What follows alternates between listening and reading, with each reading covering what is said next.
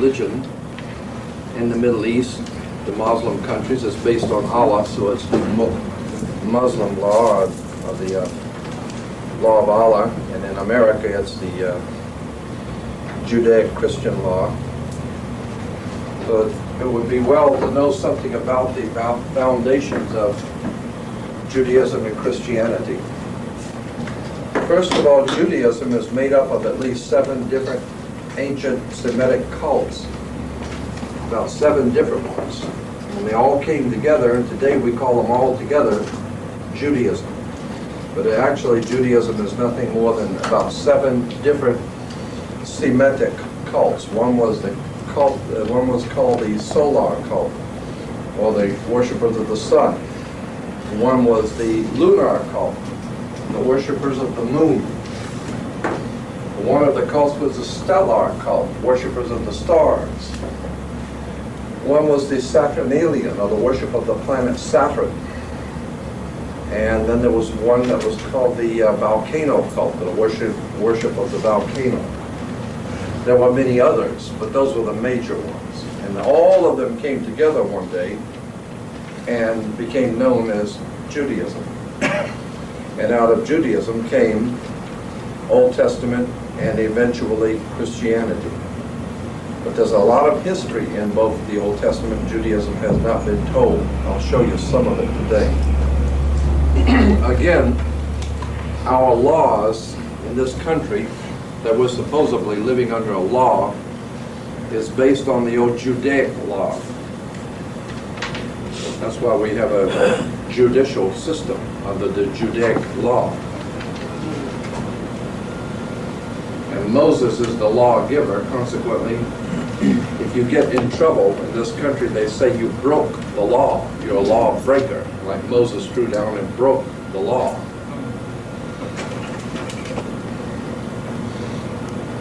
We're told that Moses took the Israelites out in the morning to pick manna from heaven, the manna from heaven. The word manna simply means in Hebrew, what is it? Because they didn't know what it was. All they know, they were told, go out and pick it. And they eat it. It's interesting you say that, if I can make this point. The mascot for the Olympics, his name is what is it? What is it?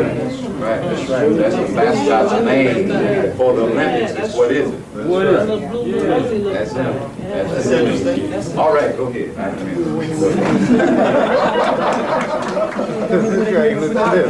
Yeah. Run that by me again. No, the Olympic mascot. Yeah. The name of it is what is it? But they call it is it now. But it started off as what is it? That's right. And it went to what is it? Then it went from what is it that is it? Sure did. That's right. What is it? So literally, his name is Manna. His name is Manna. Okay. Oh, I think that's great. You find out what manna really means. What is it means. Now, I'll tell you something. Yeah. Anyway, Moses leads the children of Israel out in the morning dew, the Bible said, and they were out picking manna from heaven. Well, first of all, manna from heaven, here's the scripture, but I gotta enlarge it.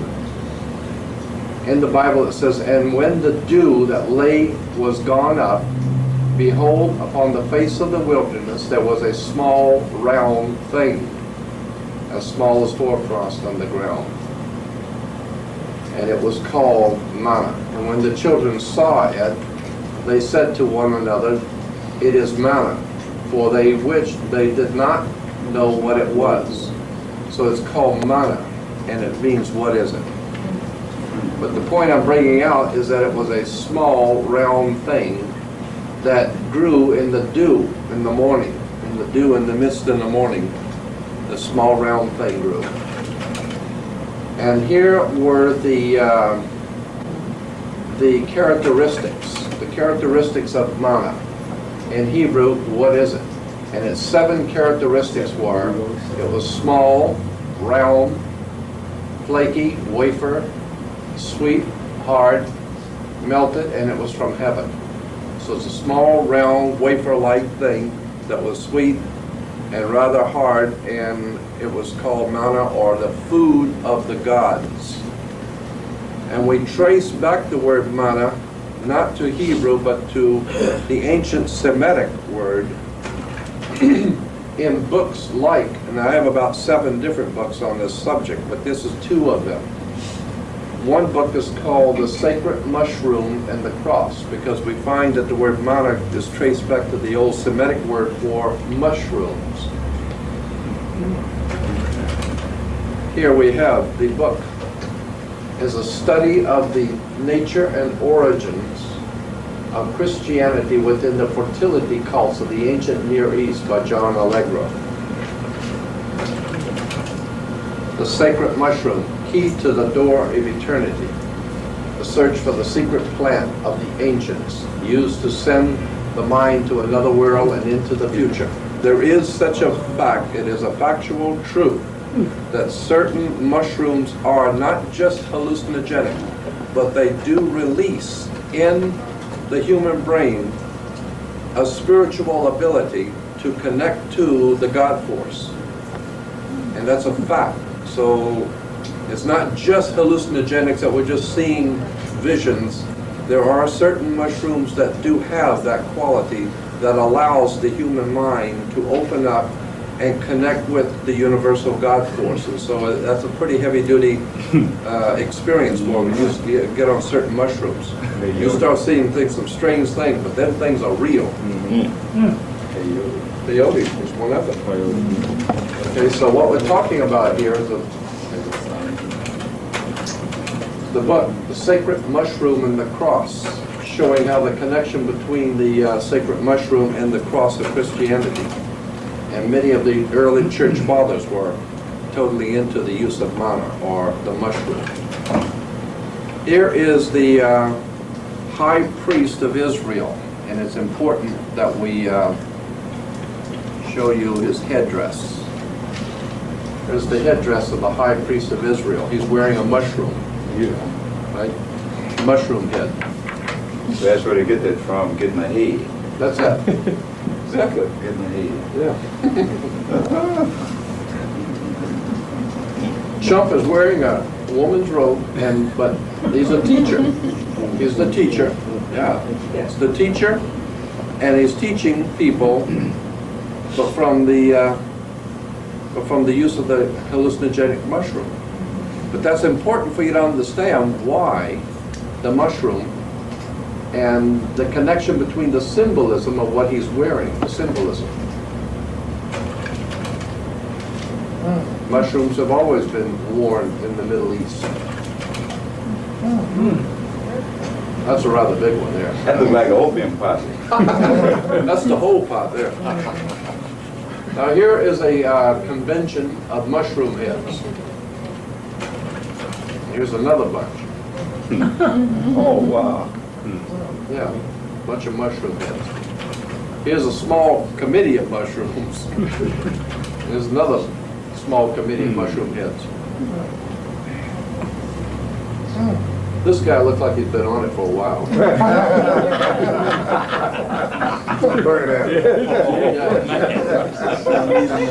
He is totally quiet and in another world. Right.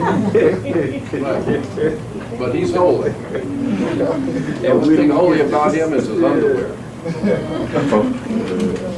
There they are, mushroom heads. And almost all the mushrooms always had the female vagina, the female opening, because the oval of the female, because drugs were always connected with sex. Here's another one. There's one of the wise men. Is that a mushroom on his head or what? Like a pumpkin. It's a mushroom, all right. Mushroom.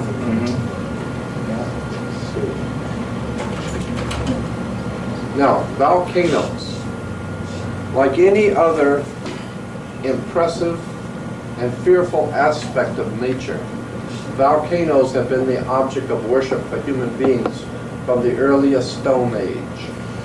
So now we're talking about volcanoes. Volcanoes have always been an object of worship in the ancient world. The reason why is because volcanoes represented sexual generation. It was God's holy mountain, the holy mountain of fire. And it had to do with the sexual generation of fire in the human body. That's where the word pyramid comes from. Pyramid comes from pyra, mid. Pyra means fire, and mid means middle. So it's the fire in the middle. And so the volcano was very important in the ancient Middle Eastern religions. And that was a symbol of the cult, the volcano cult. Here, the original Yahweh seems to have begun as a volcano god. Mount Sinai, where Moses encounters him, was the seat of the Midianite god who formerly dwelt in the volcano. He, I think I've got, no, okay. He was also identified with the local moon god Sin, after whom the mountain was named. That's where we get Mount Sinai. Sinai comes from the Mount Sin, and Sin was the name of the moon god who was connected to the volcano worship. So Sinai comes from Mount Sin, the moon god Sin. The appearance of Yahweh in Exodus 13:21 says that Yahweh appears as a pillar of cloud by day and a pillar of fire by night. And here's the important part. The word volcano comes from the Latin volcano god Vulcan or Vulcanus. It's derived from the old Cretan deity of Vulcanus. So, the word volcano comes from the Latin volcano god Vulcan or Vulcanus, derived from the old Cretan deity Vulcanus. Okay? Here is Vulcan, the volcano god. And you will see his lightning bolts. And this is sexual generation, the fire of sexual generation, the lightning bolts, and the hammer, of course, was the hammer that was used in communism. It's the hammer and sickle. That comes from the old worship of Thor, or the volcano god who has the hammer. But here is Vulcan with his thunderbolts. Would that also be associated with a gavel? Oh yeah, the gavel. The gavel comes directly from the thunderbolt and the hammer, which is the hammer of the Thor. gavel, the hammer the judge used. The judges use. Yeah. Here is a footnote from the Old Testament in the book of Job. Here's one of the footnotes in the book of Job. Thus, thunder is called kolat in Hebrew. Thunder is called in Hebrew something called kolat. It means voices, for it is considered the voice of God. So therefore, when you read that the different prophets and the ancient ones heard the voice of God, the voice was kolat in Hebrew, and it means thunder. Well, at that rate, we've all heard God talk. Okay? I heard him, just recently out in California. Didn't say much, but I heard him.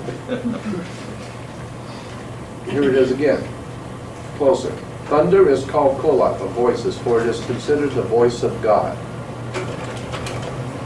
Here is another footnote. I've got a lot of these footnotes, but this is just another one. It says from Job 37. The storm, the clouds, the storm and the clouds is God's tent, gathered as the thunder, which is, quote, the voice of Yahweh roars.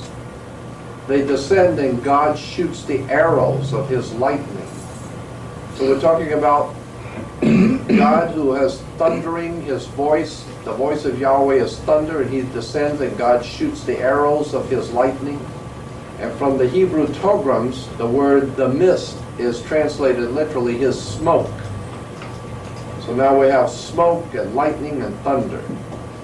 And his thunderbolts, again in 37, his thunderbolts. The linear correct translation is God thunders wonderfully with his voice. So what we got here is the God of the volcano with the thunder and the smoke and the lightning. That's what you get with volcanoes, a lot of thunder and lightning and smoke. And that's God when he gets PO'd. That's it. When God gets mad, that's what it looks like right there. Now that's why Moses can go up into the mountain and see a burning bush, because the whole mountain is burning, actually. You know? And when you see Moses comes down with his face glowing, well, your face would glow too if you get up there. So you have to understand where all of this is coming from. Now here we have at Mount Sinai, Jehovah performed signs. The mountain trembled and smoked all over, and millions saw and heard proof that what Moses had made known in God's name was the word of God. There is the children of Israel going to Mount Sinai. That look like a volcano to you?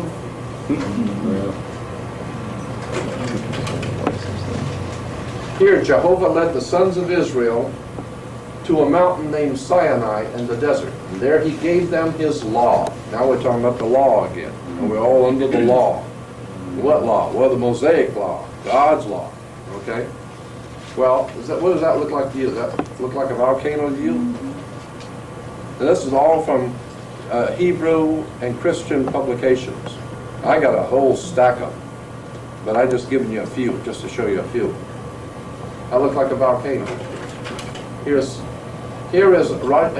from the Hebrew Jewish Encyclopedia, the Encyclopedia Judaica. The Hebrew Encyclopedia has the main holidays. Here's Rosh Hashanah, Yom Kippur, Hanukkah, Feast of Purim, Passover. And here on the bottom right is the Feast of the Giving of the Law. There's the Feast of the Giving of the Law. That's from down here on this one. This is from the Encyclopedia. Does that look like a volcano to you? And that's from the Encyclopedia Judaica, Jewish Encyclopedia. So there's the thunderbolts. There's the lightning and the thunder. And you see behind the lightning, you'll see the outline of the sun. See the sun behind it with the spokes? Then you see the lightning, and there's the volcano. That's interesting. They call that the Feast of the Giving of the Law, Right. as the Feast of the First Fruits. Yeah. Now we've incorporated one, the Feast of First Fruits called Kwanzaa.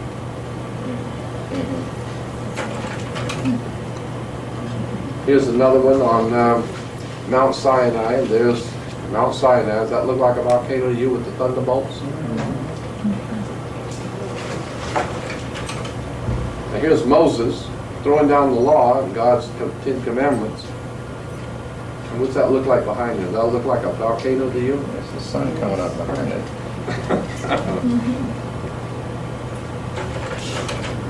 Here's Mount Sinai and the children of Israel running away because they got scared when God talks.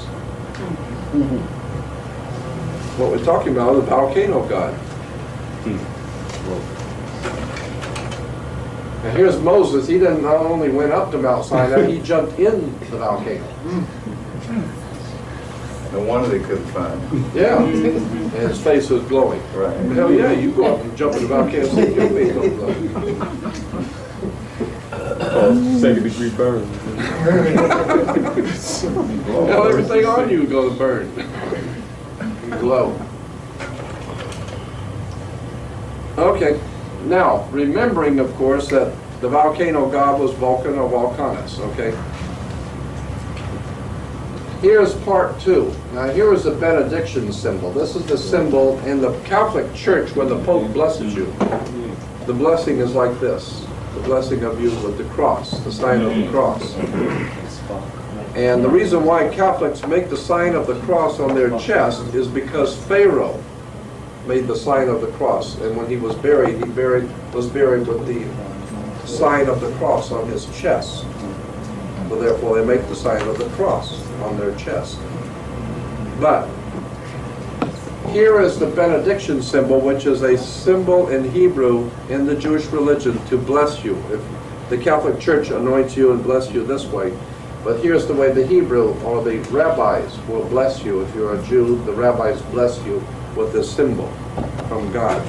Okay. Here it is again. Now, just hold on. We're going to get to it in just a minute. Don't run ahead of me. Don't run ahead of me. Dumb as I am, I ain't that stupid. So I'm just making the point here that this is a benediction symbol in Hebrew. And here we have the Pentateuch scroll crown. Pentateuch scroll crown with the hands raised in the priestly blessing. There it is again, the priestly blessing. Okay. Now here in Los Angeles at the synagogue, you will see the mushroom head, and he looks like he's really been on it for a while. Yeah, he's been on it pretty heavy here. Mushroom head, and he's blessing you with the Pentateuch blessing. Here is another one. Indeed, the Lord is high, yet he looks upon the lowly. Of course the Lord is high. You know the mushroom. Eat mushrooms all day, even the Lord's going to get high. Yeah. Lord is high. Is that why they call them high priests? High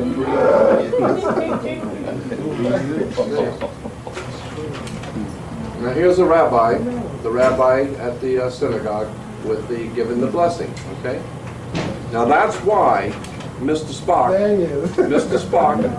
is the Vulcan. Okay. And he's also That's right. That's right. See the Hebrew? This is the services close with the benediction. The Lord bless thee and keep thee. The Lord make his face shine upon thee. Here it is. And that's why Mr. Spock is called the Vulcan. And guess who runs Hollywood? the Vulcan. Would be a bit surprised if they had something to do with banking too. Banking and Hollywood and all that make-believe. Like they make believe you're free in a country that you're free. That's just make-believe though. Don't you go believe in that. Right. So that takes care of that. Now we have the Ark.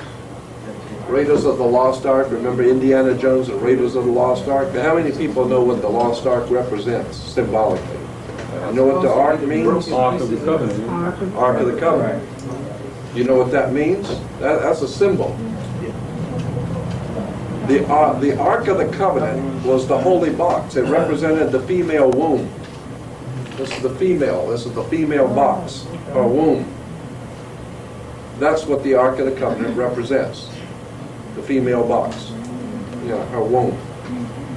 Because out of the box, it's called, the Greeks called the female womb Pandora's box. Because you open up a lot of trouble in opening up the box. Anyway, I'm just telling you what the ancient people said is Pandora's box. But it goes back to the old Ark of the Covenant box. Here from the dictionary, it says the idea of the encyclopedia says the idea of the Ark of the Covenant was copied from the Egyptian, the Akkadian, and the Chaldean Ark shrines, which held sacred fetishes, usually of a sexual nature. So that Ark is not Hebrew. It's actually Egyptian. And that's why Indiana Jones and the Raiders of the Lost Ark were looking for the Lost Ark, not in Jerusalem, but in Egypt. Because the whole idea is Egyptian. The whole thing comes from Egypt. And it got damn thing to do with being Hebrew. That's why Indiana Jones, if he's going to find it, needs to go to Egypt. And that's why the Nazis were looking for it in Egypt too. Because the whole thing, when you're talking about the female box or the Ark of the Covenant, you're talking about sexual reproduction. You're talking about race. That's right. And now you're talking about race and blood. And now you're talking about the Knights Templars, the Masonic Lodge, and who is going to be racially superior on the earth, who is going to hold the Raiders of the Lost Ark, the womb that gives life. So we need to get rid of certain races and cause others to flourish. Raiders of the Lost Ark. All that has to do with Freemasonry and racism. But they just having fun, making money, and all over the country, people going to see the movies, thinking it's fun and entertainment. Here is the ark as it appeared in Egypt. The ark, and this is from a Bible dictionary. The Bible dictionary says the word ark, the word adopted from the Egyptian.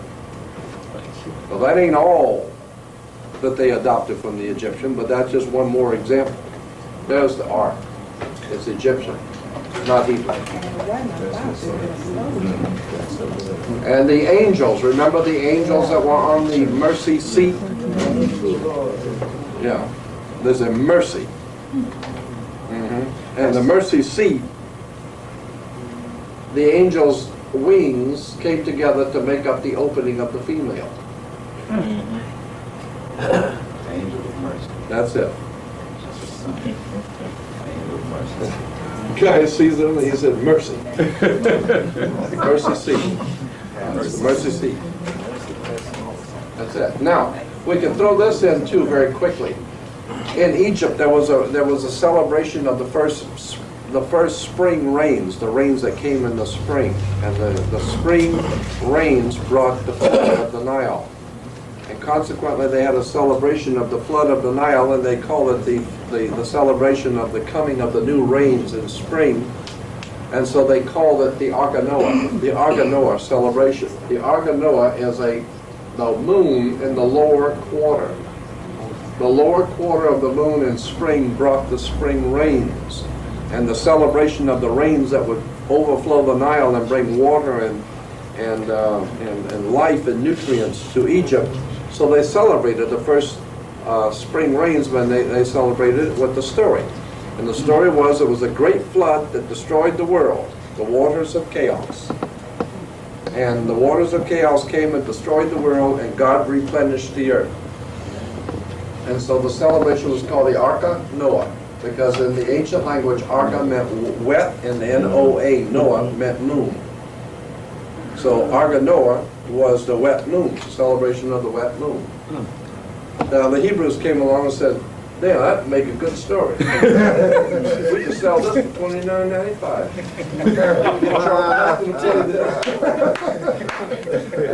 Yeah, we can get Charles Heston to play this. And we sell that. We'll call it the Ark of Noah. And we'll have clothes all over the world looking for the Ark of Noah. And one saved found. Yeah, I was there when they said it. Oh, you were? Oh, yeah. About the pieces of wood, yeah. like the one that he cooked on the stove at home? I was there. See, I was there. I was in the production at the time, in the studio, when they came up with that one. And I said, "You actually find the Ark of Noah?" The guy said, "Man, we're playing to an American audience. Who will buy anything? They'll buy anything. Big Top Pee-wee, Hulkamania, and Budweiser beer. Tell them what they want to hear. They want to hear we found the Ark of Noah." Oh, man. They buy anything, America. They love Big Top Pee-wee and cartoons and everything. We believe anything here. So there it is. There's the Ark of Noah, or the Ark of Noah. There it is again. Anything to do with Jason the Argonauts? The Ark, yeah, that's where it comes from. Jason the Argonaut. Ark of Noah. And here it is again. There's the Ark of Noah with the rainbow and the dove of peace on the great ocean. The Ark of Noah, or the Ark of Noah, the wet moon. Now we have something called the Yonai, coming from the old Hindu. And don't take a college graduate to figure out what that represents. It's called, in Sanskrit, delicately translated, the womb of the world. The womb of the world of the Yonai. This is from the 1st century catacombs in Rome. They found these statues. And this is from the 1st century Christianity. In the catacombs of Rome, they found these kind of statues, which, you know, that will give you an idea of what the Christianity was really into. It was sexual, reproduction, volcanoes, mushroom, and all the rest of it. And here is the concept, the idea, again, like I said, you'll see more of them, of the wings of angels or the wings of birds being put together like the female opening, which is a symbolism. Now those look like storks. Yeah, yeah. Yeah, they do. Yeah. Who bring the baby. That's it. Yeah, sure enough.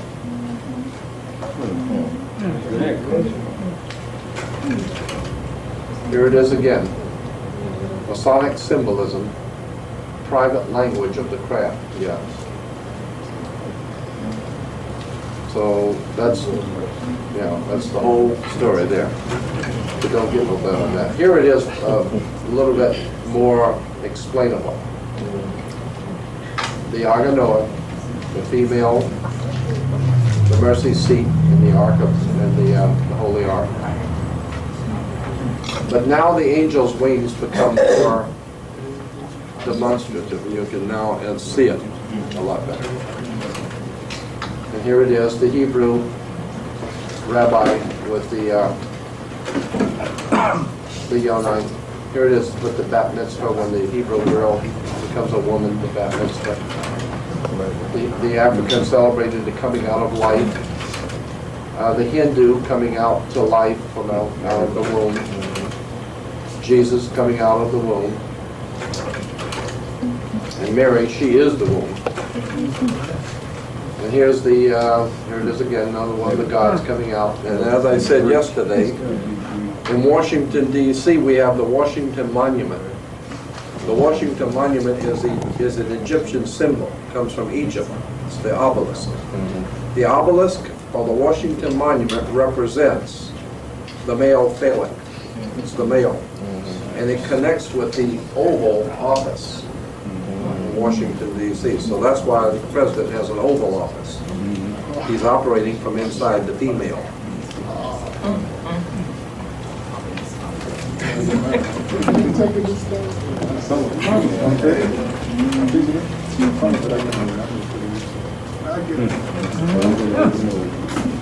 See, here it is again. Now, many of the ancient gods and all the high priests, and the ancient gods and all the high priests were called penis heads. As far as I'm concerned, yeah. As far as I'm concerned, they are, and they still are. They're all a bunch of penis heads. We got a couple around town here. And they're penis heads too. But that's the facts. It's the facts of life. That's the facts. They were called penis heads.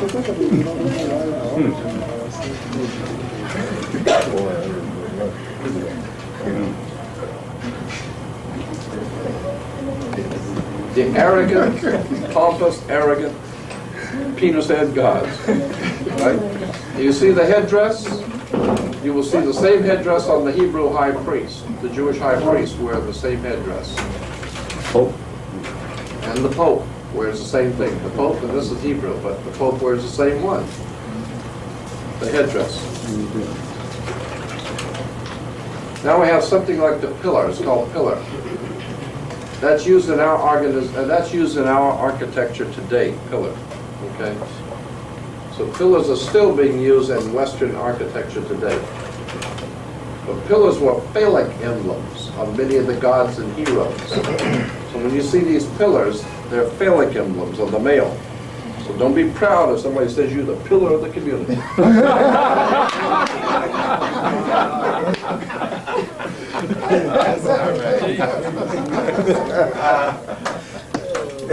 He's a pillar in the church. Oh, he probably is. Yeah. Now here we have the obelisk again.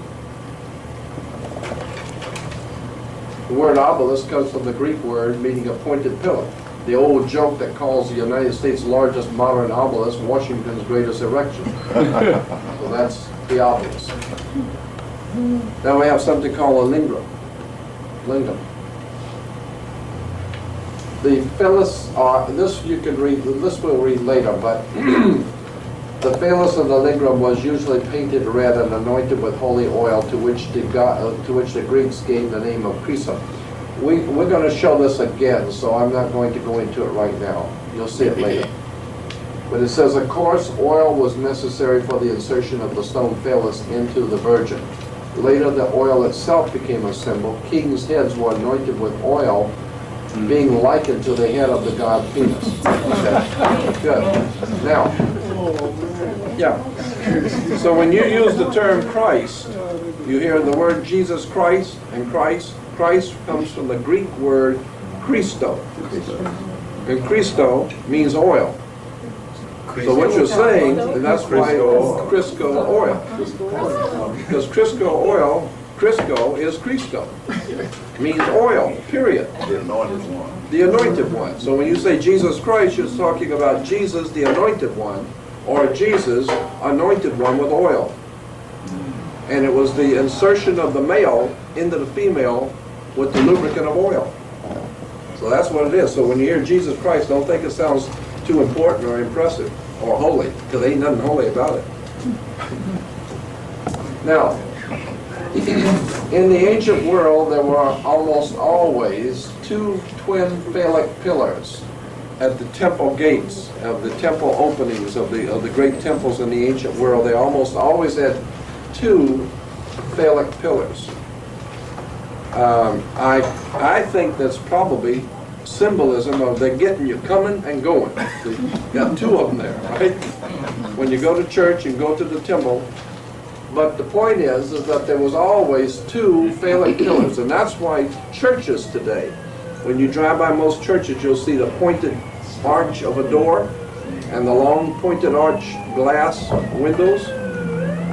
The pointed arch is the female womb. It's the female opening, the pointed arch. Same way in Islamic or Muslim architecture. Oh, yeah. All the doorways is always arched like that. Right. After that female goddess, it became a male alat. Exactly. That's exactly where it comes from. Precisely where it comes from. And the twin phallic pillars were always found in the beginning of front. Well, here it is. It says that in the encyclopedia. The Egyptian idea, or the Egyptian convention of twin phallic pillars at the temple gate were copied by the temple at Jerusalem, where the right pillar was named Jachin, which means God makes him firm. Right. And the left pillar was named Boaz, meaning eagerness and strength.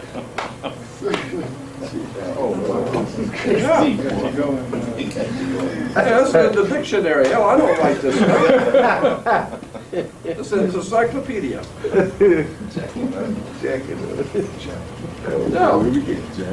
Now, we got God, and the word Jachin means God makes him firm. And eagerness and strength. I don't know what the hell we're talking about here. This is from the Bible. Talking about procreation. That's it. Yeah, I guess. It has nothing to do with just procreation. These people seem to be obsessed with this thing.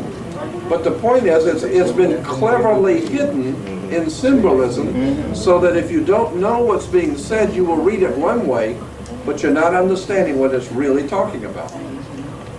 And if you're not understanding, then you're proud, like the preachers in the churches go out and they're proud talking about Jachin and Boaz, and you haven't got the faintest idea what Jachin and Boaz Let the church say amen. The church says amen. Yeah, I hear that.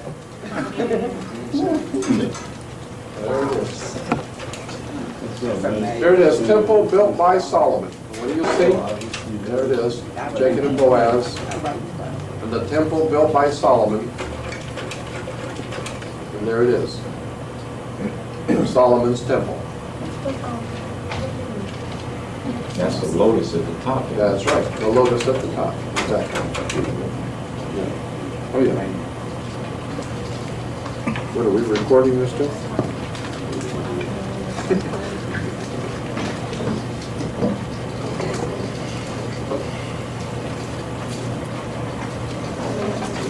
I'm just hitting the light spots now. I'm going to get some heavy duty stuff coming here now.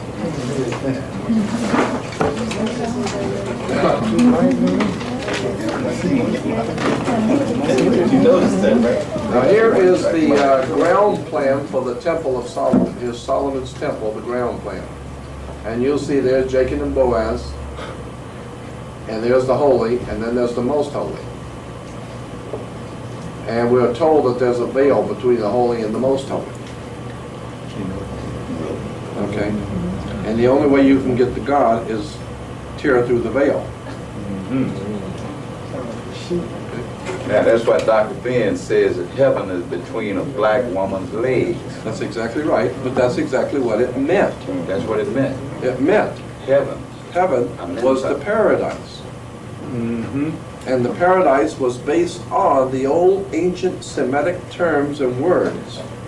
And that's what it all meant. And you'll see as it unfolded here. Here is the holy and the veil and the most holy. And in the most holy you have the Shekinah light. Remember the Shekinah light was in the most holy? That's Shekinah light, not Hekinah. Shekinah, as female. But consequently you have the holy, the most holy, and then you got the veil. The veil, of course, is the veil separating in the virgin, the veil that is pierced. Right. Now, here it is again enlarged, so you can see the ground plan. And it looks very holy here until you do it this way. Now you can understand what it's really representing. It's the male inside the female. Okay.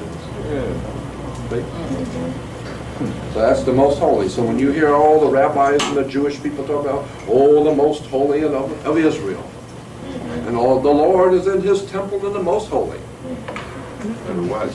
Yeah, well, look out. He's in the temple, better watch out. They think about anything else? That's it.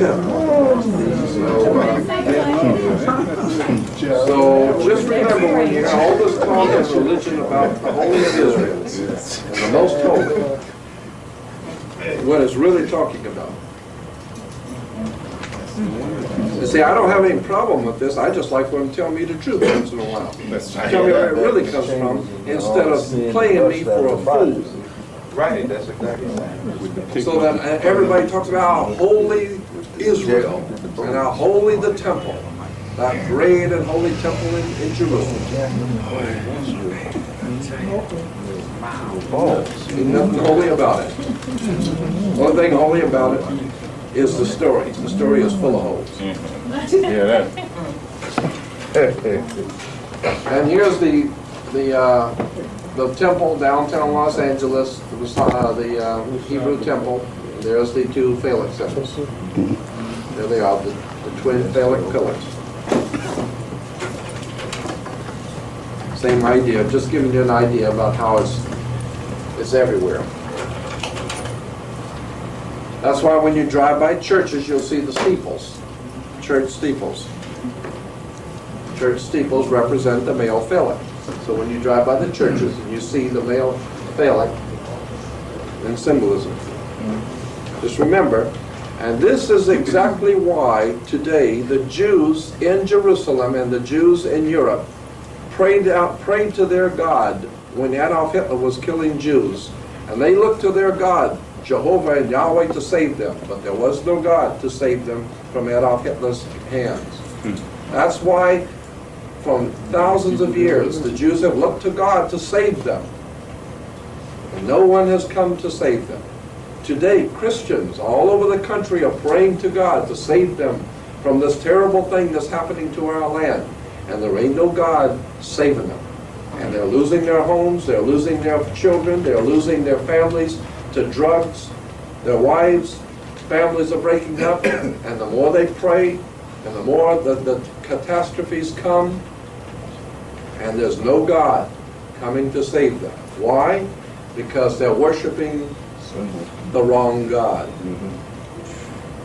There ain't no God coming to save you. You just keep on worshiping the big phallic symbols and the female openings and the mushrooms and all that stuff. And when what you dread comes, like the scripture says, when what you dread comes, don't come running to me. You love it. You crawl all around in it and you just love worshiping at the church and worshiping and doing all that silly stuff you call yourself doing. And when the trouble comes, don't go looking to God. Because the only thing there is to do with God is that great spiritual force between you and that divine creator, and it ain't got nothing to do with any of this. This is religion. So if you want to depend on the God of religion, don't look for him to come helping you, because they ain't coming back. There ain't no Messiah coming back. The only Messiah you got is in you, with that divine force in the universe that makes you who you are. When you give that up and give it to somebody else, you don't have nothing. All you got is this. Yeah.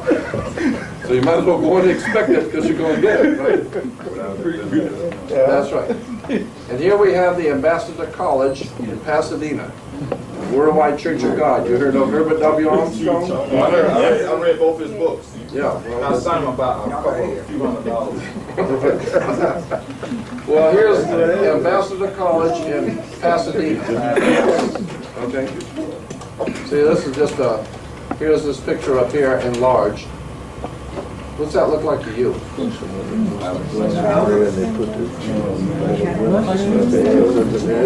But they got aware of all this. Say it again. Herbert Armstrong, was he aware of all this that you were telling us today? Oh, sure. As dumb as he is, he ain't that stupid. Sure, he knows that. Sure. Of course he did. But he was a British Israelite Freemason. I have all of his documents. Herbert W. Armstrong. He said he had a dream where a big angel came down in the middle of New York City street, gave him and his wife a prophecy. Give them what? Gave them a prophecy to go out and teach the world about the coming of the kingdom of God. They probably did. It's probably Rockefeller was in New York.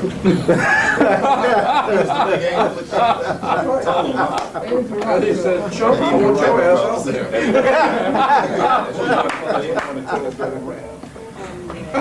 Yeah, it was an angel from New York. And his name was David.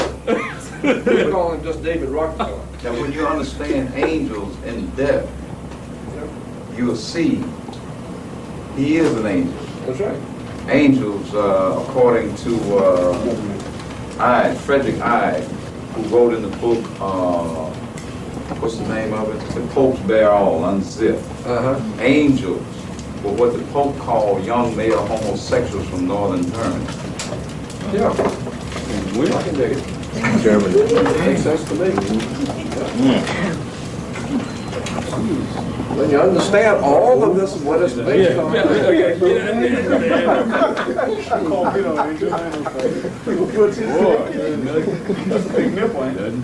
Well, I mean, this is in Israel. Okay, now this is in Israel. This is where the Dead Sea Scrolls are kept. This is where the here's how the Dead Sea Scrolls are kept.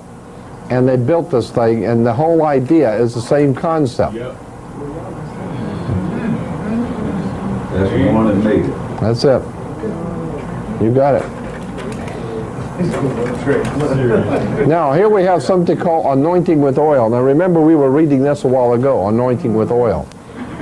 This is from the Bible. All right, so we're talking about getting anointed with oil. It says kings were anointed. The kings were anointed with holy oil at their coronation to show that they were consecrated to God. The term Messiah comes from the Hebrew Messiah, meaning anointed one. Okay?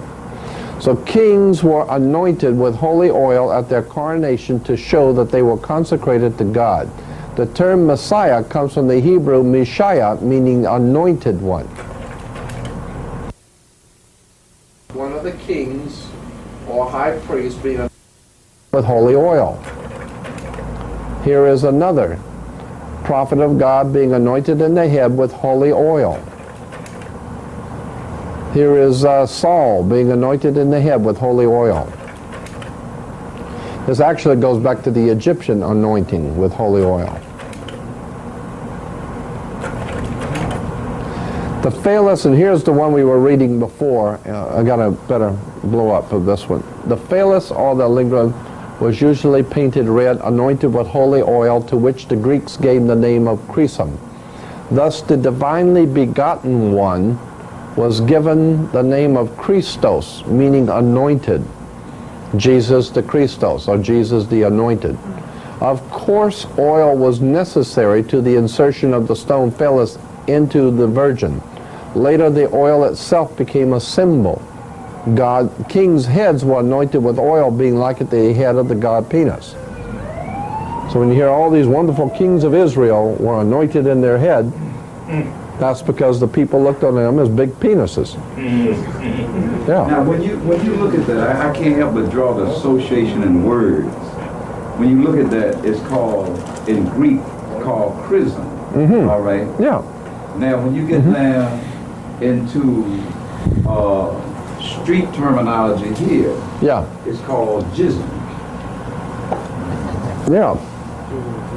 So you draw the association. Of course there is. There's always word association, phonetics.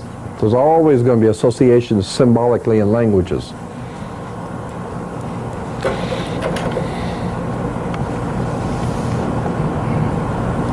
This is one of the ancient gods being anointed with holy oil, anointing the phallic with holy oil. And that comes to the 1st century, one of the 1st century statues in Rome. Yeah. So the next time you hear someone talk about Jesus Christ, just remember Christ means chrism, which is the oil of anointing. And that's what it all means. So don't expect Jesus Christ to come back and save you.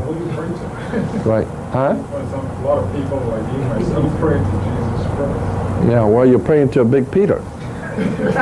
So how can you pray to? Why don't you pray to the God that created you? There's no name for that God. That's right. That's right. There ain't no name. But you know who he is, and he knows who you are. And that's all you need to know. Huh? No. No. No, that divine creator knows who you are. That's why the Bible clearly says if you're going to serve God, you serve him in spirit and truth. Period. That's all you need to do to serve God, is serve him in spirit and truth. So it didn't say church and spirit and truth. It just said spirit and truth. Period. Now, circumcision, we're told in the Bible, is a very holy thing. Circumcision. You have to be circumcised. And the Lord God had Israel all circumcise their males, because that was a very holy thing. The fact of the matter is, after you get past all that silly stuff, the fact of the matter is circumcision was around in the ancient Egyptians before Hebrews ever existed. And the ancient peoples all circumcised their males. And it wasn't because God was so holy. They circumcised their young males because the whole of worship was the worship of sex. And consequently, the male phallic would get an erection quicker without the foreskin than it would with the foreskin. And since consequently we're promoting sex worship, we cut the male's foreskin. So he will get an erection quicker. So when you read in the Bible about how Jehovah, the Yahweh, instructed the children of Israel to be circumcised, and that was very holy, think about it. What is holy about messing with another guy's penis? I didn't think about it. What is holy about cutting the foreskin off of another guy's penis? First of all, if God created man and he was perfect, then what are you doing corrective surgery on his penis for? If God didn't want the foreskin on there, he wouldn't have put it on him when he created him. And if he put it on him, that's because God saw that he was perfect and he don't need you to go cutting the foreskin off because you want to promote sex worship. So you just keep praying to your God and ain't nothing going to work out. Because all you're into is sex, drugs, and rock and roll. And of course we got the cross. And the cross was called the key to life. The key to life, and there it is, the key to life. And it was the key to life. There's the female and there's the male. And that is, of course, the key to life. And here's an Aztec god, an old Aztec god. This is an old Aztec god who dies on the cross. I've got about 25 different pictures of ancient gods in the prehistoric and ancient world who died on the cross. So the whole idea of a god dying on the cross, that ain't nothing new. Hell, the Aztecs had that. The Messiah who dies on the cross. And we get into that. I'll explain that later if you want me to. I'll get into the astrotheology, explain to you where all of the symbolism came from. If we have enough time, if you want me to, I'll get into that later. Here we have the old Babylonian Sumerian symbol of the sun with two wings, the winged sun. Remember how the Bible says, Jesus said, I'd like to gather you under my wing, because the sun, God's sun, the light of the world. The sun always had wings. And that's why in America, Freemasonry in America is referred to as the Sun Order. In Freemasonry is referred to as a Sun Order. And that's why in America we only have left-wing and right-wing politics, the two wings of the great Sun Order. Which came from France. Yeah, French Grand Orient Temple Masonry. That's why our colors are red, white, and blue from France. And of course France got the red, white, and blue from Solomon's Temple. Red, white, and blue covered in black. There it is again, God's sun with the wings.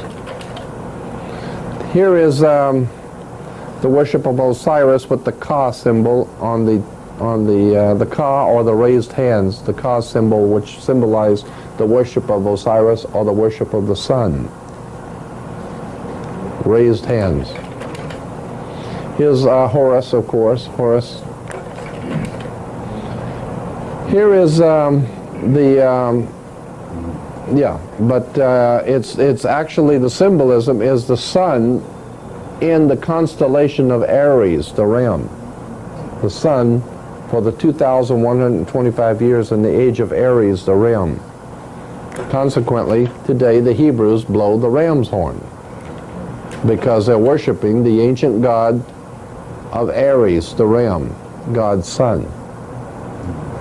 And so today we see the Hebrews blowing the ram's horn, and oh my God, that is so holy and so righteous.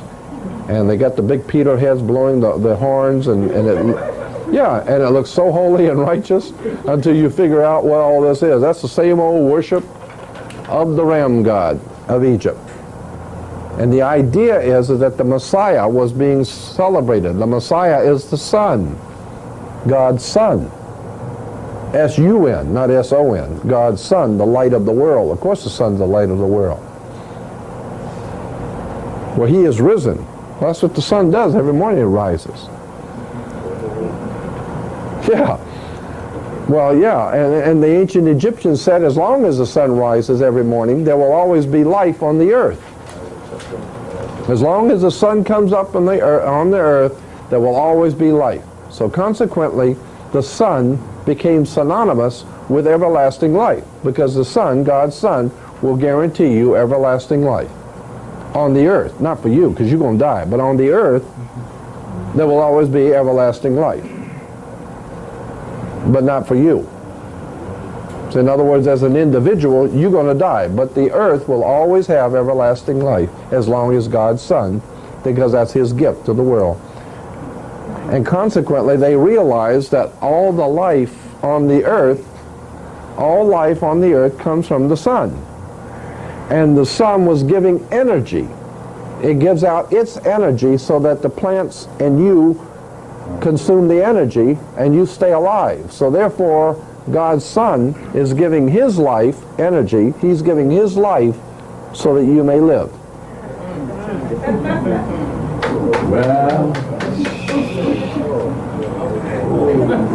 And I say, bring me some stuff like that. Well, you better go back and read this stuff right, because there ain't no Savior coming to save you.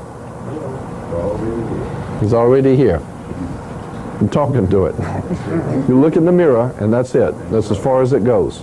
And if you don't stand up for yourself and act like you were created by God and start acting like a creature of God and serving God in spirit and truth, then that God you don't expect him to come help you. But you will notice something. If you do start facing up to facts and do start turning inward, inside of yourself, and start trying to get spiritually straight with that universal God force, watch what begins to happen in your life. All kinds of strange things begin to happen. Doors open up, knowledge begins to open up to you, things begin to, it's almost as if you're being protected, and God is coming to help you, and you're opening your mind up, and things are starting to happen around you, and you don't know why it's happening. That's because your family got it straight. Yes? Should we continue reading the King James Version?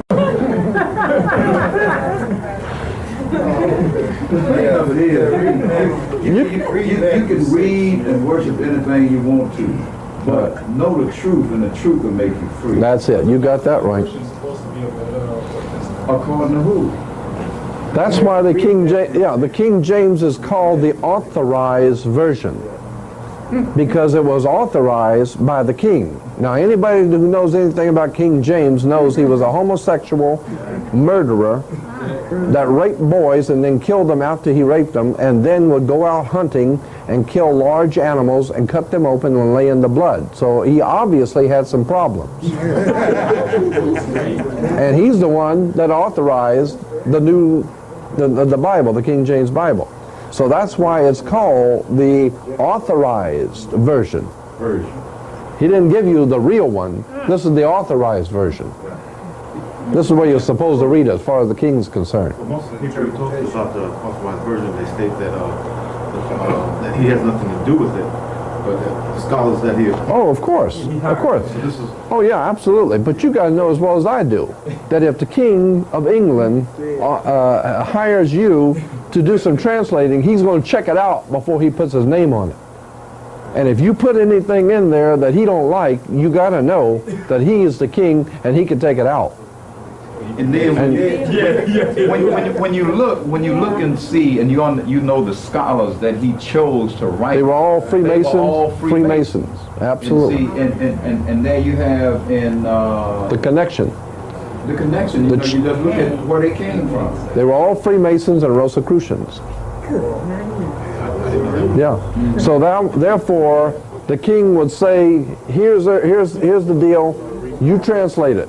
And if you put something in there I don't like, you can bet I'm going to take it out." That should be documented. Oh yeah, absolutely. We know how much was taken out by King James. We know exactly what was taken out. There are books written about all the things. Here are the things that King James took out of the Bible. Now here's what was in it originally, and here's what he authorized. But see, he didn't authorize this, so he took it out. Do you have access to the book Demonology? His original King one? James, Yeah. I have a photocopy of it. It's a very difficult book to find. Is there any way I can get that? Probably so. If I could run you off a copy. It's a thick one though. What's the name of it? Demonology by King James. King James wrote a book called Demonology. Well, why not? Why not King James? He knew all about it. Now, he was asking for some authentication. Yeah. One is a secret way that the scholars, the head man signed it when it was completed in 46 songs. 46 words from the front and 46 words from the back will give you Shakespeare. Yeah, good. But it wasn't Shakespeare, you see. Yeah, Shakespeare was probably a code name. It is a code name For a society, for writings, a literary society.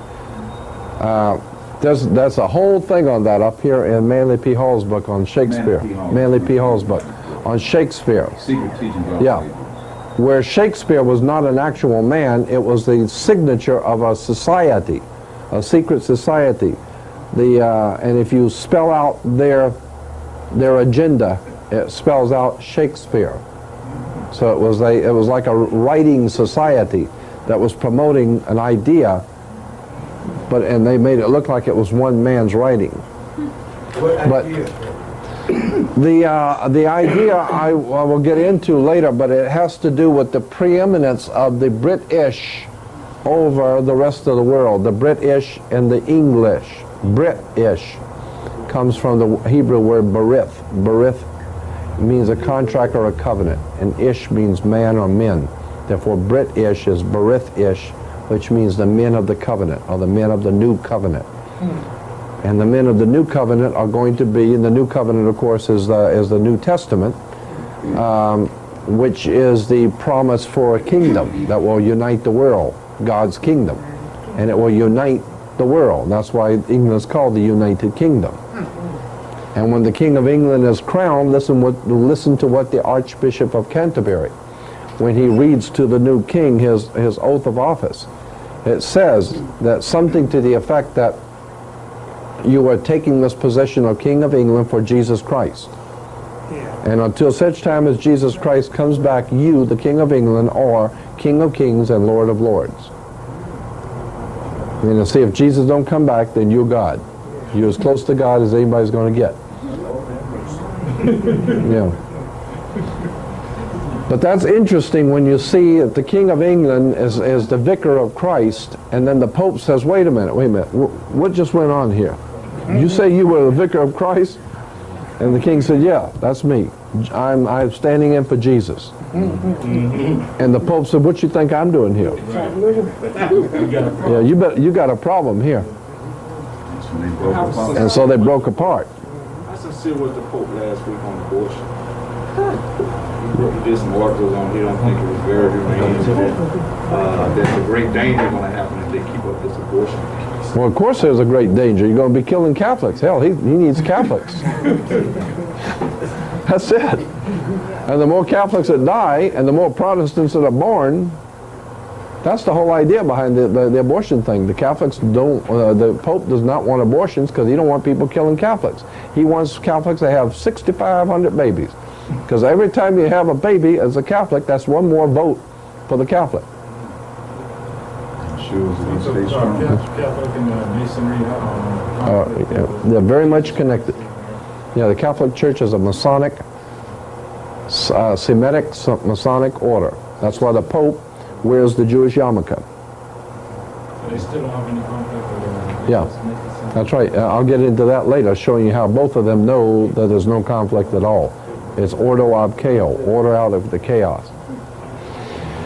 Here is another classic example. This is the ancient Incas. And they're up on the altar. There's the altar. And they're worshiping God's Son on the altar. So when you go to church and you see the priest up on the altar and he's worshiping God's Son, just remember, hell, the Incas were doing that 1,000 years before Christianity. Incas, Mayas, Aztecs, the Toltecs of Mexico, the Egyptians, everybody else, they all worship God's Son. The light of the world. Well, of course the Son's the light of the world. Well, just as you have seen him go away on a cloud, he will come back and return on a cloud. That's right. Go out here in the ocean at night and watch and see if the sun don't leave the world on a cloud. And check it out tomorrow morning when it comes up in the morning and see if it don't come up on a cloud. So just as you see him leaving on a cloud, that's the way you're going to see him coming back, is on a cloud. Well, yeah, but that's just the sun. Well, that's all we're talking about, Jack, is just the sun. From S-O-N, S-U-N to S-O-N? That's right. That's right. That's where the confusion comes in. It was originally S-O-N to S-U-N. S-U-N is S-O-N. Sun, sun. Yes. You transpose the word. And one is real and one's a symbol. And Jesus is the symbol of the Son, God's Son. That's why he has 12 helpers. The 12 apostles are the 12 tribes of Israel. And the 12 brothers of Joseph. And the 12 great prophets of Israel. Everything's 12. The 12 brothers of Joseph. The 12 tribes of Israel. The 12 apostles. What do you think the 12 is? It's the 12 months of the year. The 12 constellations. The 12 signs of the zodiac. The Great Seal, of course. It's the 12 signs of the zodiac, and they hang out with God's Son. Well, of course they hang out with God's Son. As a matter of fact, that's all the Son does is hang out with them chosen 12.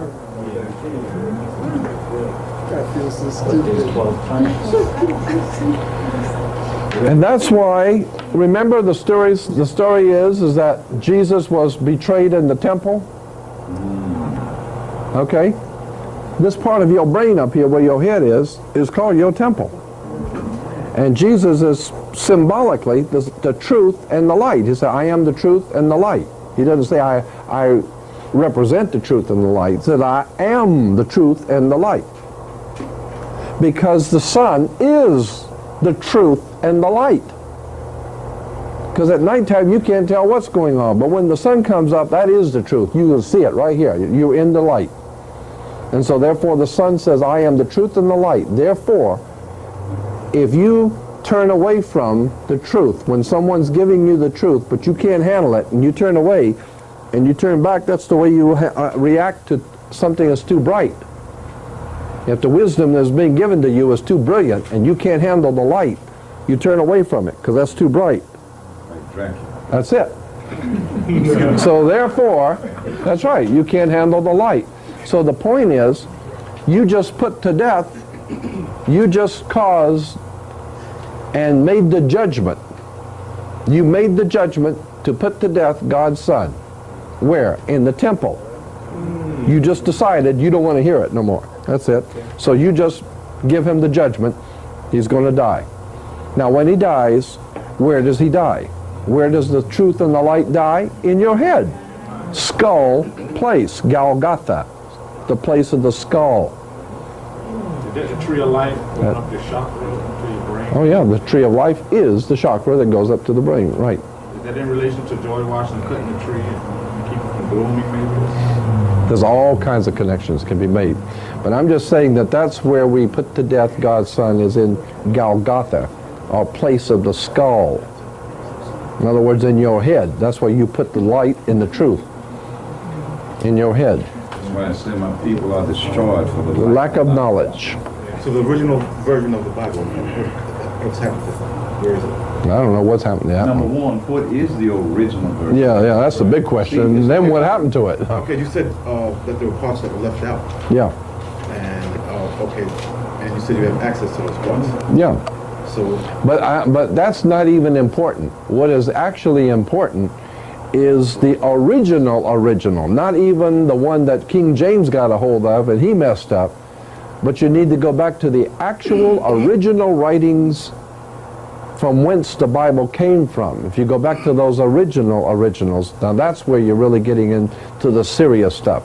And that's the Nag Hammadi manuscripts of Egypt. That's the Dead Sea Scrolls of the Qumran community. Right. And then once you've gone through the Nag Hammadi manuscripts, the Nag Hammadi library in Egypt, and the Dead Sea Scrolls, and find out what's really in the Dead Sea Scrolls, then you're ready for Gerald Massey and Albert Churchward and Godfrey Higgins, and the whole story begins to open up big time. Right here. I can give you the books right over here. Gerald Massey. That's it. Once you've got that, yeah, then you wake up and find out that there's a whole world of knowledge that you haven't been told.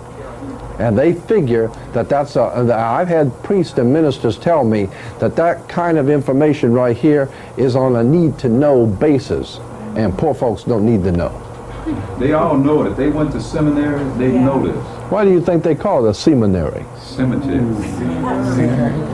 Seminary. Seminal fluid. That's it. Another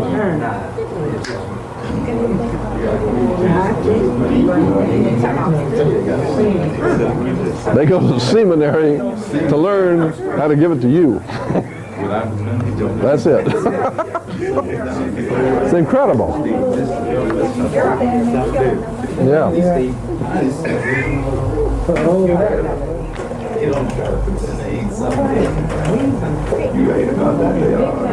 When we're told that the Messiah dies with the crown of thorns, remember? Okay. Now the crown of thorns is like the Statue of Liberty has the crown of thorns. Because the sunburst is a crown of thorns. Right. See, the rays of the sun. All these are ancient. Here's the old ancient Assyrian god in the 1st century. See the rays of the sun? Here's the crown of thorns, the sun rays. The rays of the sun are the crown of thorns. The Statue of Liberty has the crown of thorns.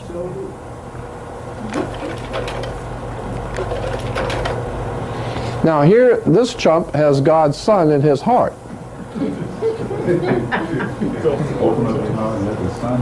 That's it. So therefore, when you hear Christians say, I've just got the Lord in my heart. You say, well, shoot, lots of people got that. But the Son in your heart. Now here is an Aztec priest. And you know, people, you've heard Christians say, you've heard church people say that they have given their heart to the Lord. Right? Yeah. Okay, I'll show you where that comes from. Here's where that comes from. The Aztec priest offers up the heart of a sacrificial victim to the sun god. There's God's Son. See? There's God's Son. See the fire? And there's the sun. And here's the priest, and he's offering up some chump's heart. See?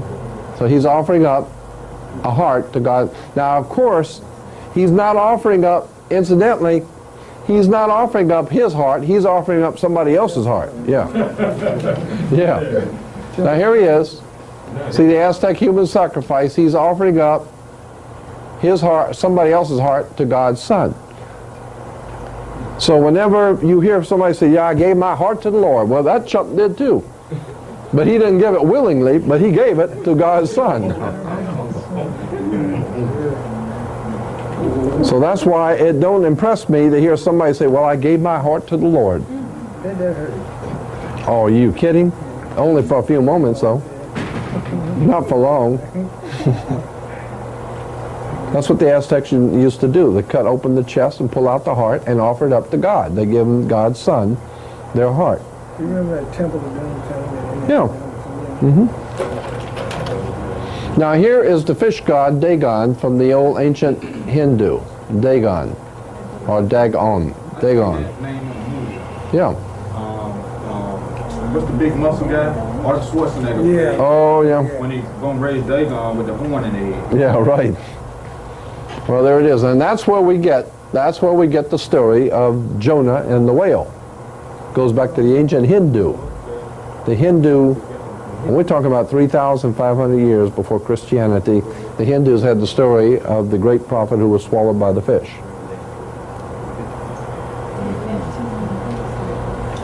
Excuse me.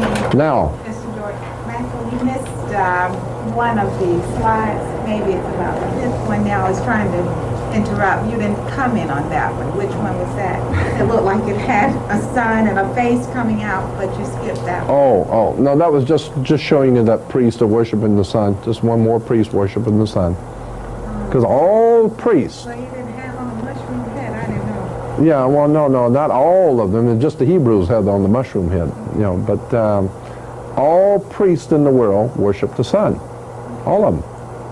I just didn't. Everybody dresses different, and looks different, and says different things in different languages, but that's all the same thing. They're still worshiping sex, drugs, and the sun.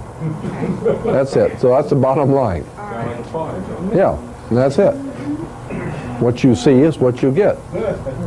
Right. And here's the fisher god. Here's the god again, the fish god. Now this is Dagon, the fish god. Okay, now let me show you here.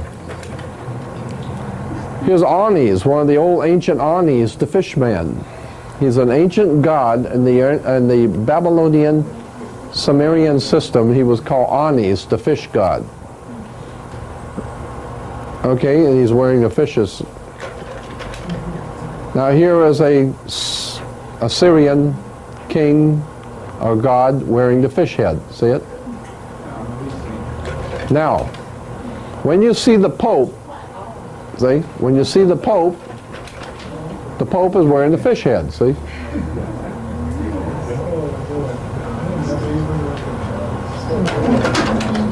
So here's the chump wearing the fish head. And there it is. You should have known there's something fishy about this thing to start with. Should have smelled something wrong to start with.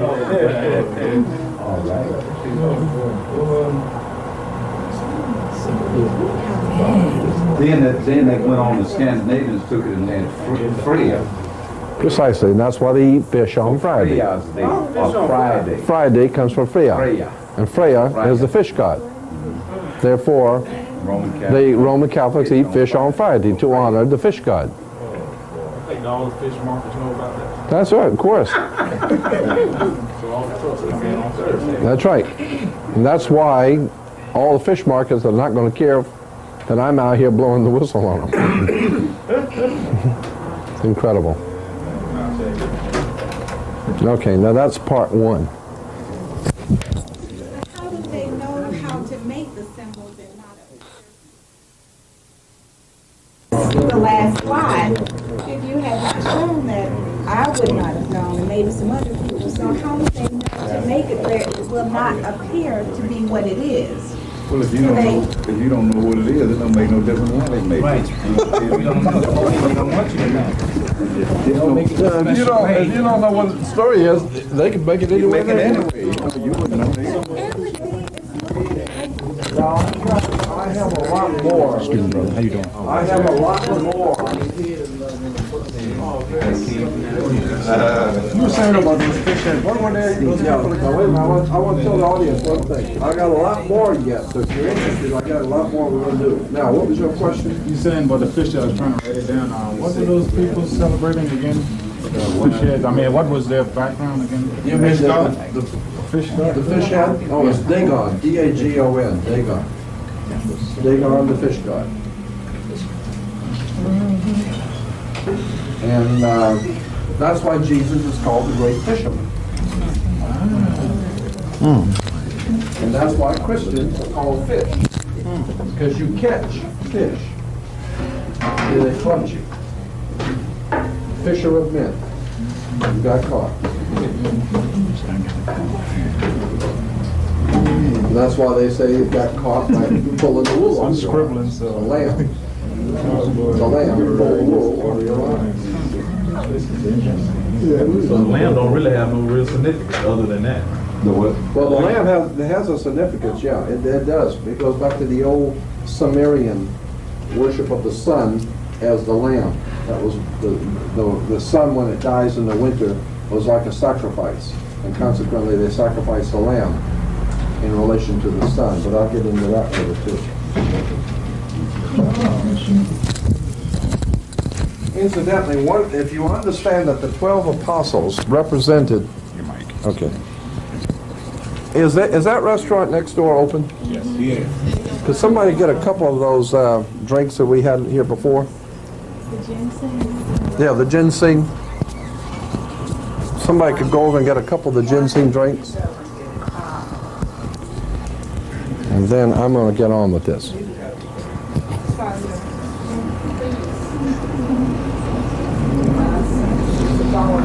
If you understand that the 12 apostles were based on the 12 signs of the zodiac, or the 12 months of the year, okay? One of the signs of the zodiac is Virgo, Virgo the Virgin, right? That's one of the signs of the zodiac, is Virgo. And in the sign of Virgo the Virgin, she's holding a baby, and the baby is called the newborn one, or the sent one, the anointed one. Consequently, when the sun moves into the constellation of Virgo, it is said that God's son is born of a virgin. Virgo the Virgin. That's what it means. And Jesus is said to be the Lion of the tribe of Judah. The lion is Leo, the constellation of Leo in the summer. Then we're told that Jesus was betrayed in the temple, and Judas, in order to identify him so he could be killed, went out and kissed him. He gave him the kiss of death. He went out and kissed him. Is that right? That's where we get the idea of the kiss of death. Because because when the whole thing has to do with this, to understand why Judas kissed him, it has to do with the scorpion. Fall is in the constellation of Scorpio. Scorpio is one of the constellations of the zodiac, Scorpio. And that is late October, October 23rd to November, into the middle of November. So it's late October into November, which brings on fall. And consequently, fall betrays God's Son, who is going to now die in winter. The Sun is now going to die in winter. And consequently, the constellation of Virgo is the scorpion. And it is a very interesting point about scorpions that most people don't know. If you get stung by a scorpion, scorpions have two stingers, not one on top of the other. And if you get stung by a scorpion, they will tell you in the Middle East that it looks just like a human lips. That's what the incision looks like. If a scorpion stings you, it looks like a top and a bottom lip. And so therefore the ancient people called the scorpion's bite the kiss of death. That's why the mafia on Malta has many scorpions. So that was, the mafia said that when they were getting ready to kill you, it's like the kiss of death. They give you the kiss. That's not because they love you, that means you're dead. Go lay down somewhere because you're dead. So they give you the kiss of death. Consequently, Scorpio, or the scorpion, which is a symbol of fall, Scorpio, late October, early November, gives the kiss of death to God's Son, because in December is winter and he's going to die.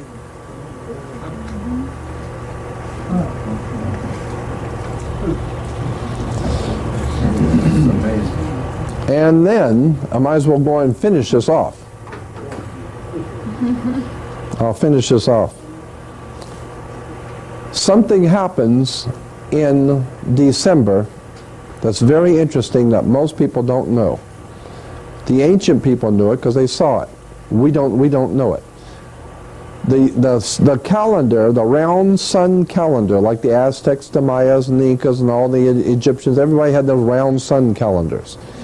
The calendar had 360 degrees or notches in it, 360 of them. It's called a 360-degree circle. And then they had the stab in the middle, which was the sundial. And so each day the sun would hit the stab and hit on a degree. And so each day the sun would move 1 degree. Each day the sun would move, and I'm going to go back to the pictures in just a minute. Each day the sun would move 1 degree on the round sundial. And at the end of the year, it would start here. At the end of the year, it would have moved all the way around to the 360th, and that's what we call a solar calendar, 360 days. But they didn't work out, so the Egyptians added 5 days, and today we call it the calendar we have now is 365 days. But the point is that every year, the sun moves further and further south. And the further it goes south, the colder it gets. Until finally it hits the lowest point, I guess, this is south, the lowest point in the southern sky. And when the sun hits the lowest point, and it's not going to go any further, that happens on December 22nd. December 22nd, the sun moves into the southern sky at the lowest point. Right. And so on December 22nd, on the sundial, the sun hits on a particular degree. And on the 23rd, it's still on the same degree. And on the 24th, it's still on the same degree. The sun does not, it goes all the way down. Each day it's moving 1 degree each day, until finally it hits down at the lowest point, and something happens where it does not move on the sundial for 3 days. For 3 days it comes up, and on the sundial is on the same degree. The ancient people said anything that's been moving all year long and has stopped, it's dead for 3 days. So the sun is in his tomb for 3 days. God's Son died for 3 days. That's right, because it was moving all year long, and it ain't moving for 3 days. That means it must be dead. And then on December 25th, the sun, the dial moves one time backwards, 1 degree backwards on the sundial backwards, which means now it's going to start coming back toward the northern hemisphere. It's coming back. So each day it rises and rises, and it's getting warmer and warmer until the first day of spring. So on the first day it rises is on December 25th. Therefore today we celebrate God's birthday, God's son's birthday on December 25th. That's right, because the sun was dead for 3 days. Now it moved again. So anything that was dead for 3 days and starts moving again has got to be born again. So therefore we're all going to be born again. So now the sun starts coming back to the northern hemisphere because we done celebrated his birth, and he's born on December 25th. Now as the sun's coming back and it gets up here to the first week of spring, all of a sudden life comes back to the earth. Boys chasing the girls, women chasing the guys, everybody's drinking, and life has come back to the world. All the plants are growing, and everybody comes back to life. All the animals come out from hibernating, and it's good times again. Consequently, right, so consequently, the sun had died in winter and was dead for 3 days. Therefore, we are celebrating, and even today we say, when someone dies, we say, grandmother passed last night, or they passed on, or they passed away. But the word pass is always in it. They passed last night, right? But the ancient people said that, that when you died, you passed over. Because see, you were here, but you died, now you're over there, wherever there is. Well, that's where you are now, because you passed over. From the east bank to the west bank. That's originally from the east to the west bank, right. But the point was that you had passed over to another life. Therefore, the sun was dead in winter. It's come back in the spring.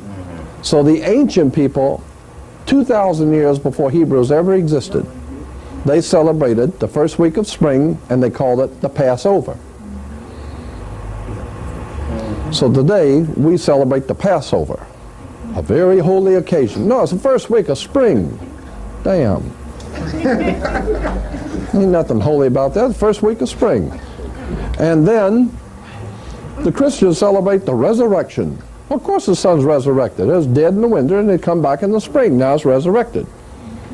And therefore, you got to have, now you understand where the Passover comes from. The Passover is nothing but the sun that passed over from the death of winter to the new life of spring. It passed over. I don't know what's so special about that. It happens every year. From below to above the celestial equator. Right. I love it. Now, if you understand that, for the first time you will understand why God is referred to as He. Why God is He. We refer to God as Him and He. Why couldn't God be a she? I mean, after all, a woman's the one that gives birth to the babies, and the woman's creating life, and if only God can create life, well, that's what the woman does. Well, the ancient people said the woman represented God, not man. Man represented a lot of things, but God ain't one of them. Right. So if there's anything godly or nurturing or holy or righteous, it's the woman, not the man. And consequently, the ancient peoples understood that. And they had goddesses. And the very earth was your mother. Mother Earth, Mother Nature. The earth was your mother. And therefore in the spring, when the rains came, that's the sacred fluid impregnating Mother Earth. Now if Mother Earth is being impregnated by that sacred fluid, it must be from the Father who is in heaven. And that's where we get the idea of God the Father. There ain't no God the Father. It's just rain coming in to impregnate Mother Earth.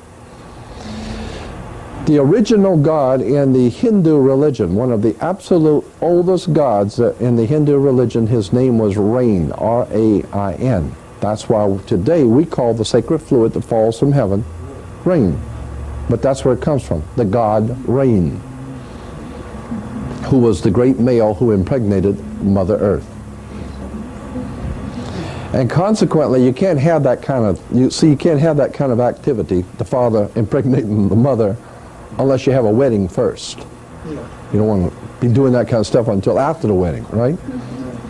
So consequently, in the ancient world, of Phoenicia, Canaanites, the Phoenician, Canaanites, Sumerians, and all that area around Babylon, they celebrated the first rain as being the first conception from the male into the female.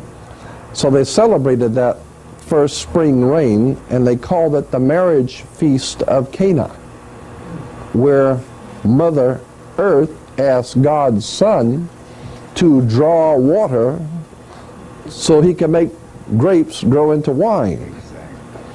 So therefore he transposes water into wine. Of course he's transposed. He draws the water and makes it rain on the grapes, and we're going to have wine. And in spring we all get drunk and go out and chase women. That's it. That's the name of the marriage feast of Cana. All of these are nothing more than stories. They're just stories. That's why the Bible is called the greatest story ever told. Not the greatest, it's not the greatest collection of facts. It's the greatest story. Why? Because it's the oldest story in the world. That's why it's the greatest story. As a matter of fact, it's the only story in the world. Hell, this one goes all the way back to day one.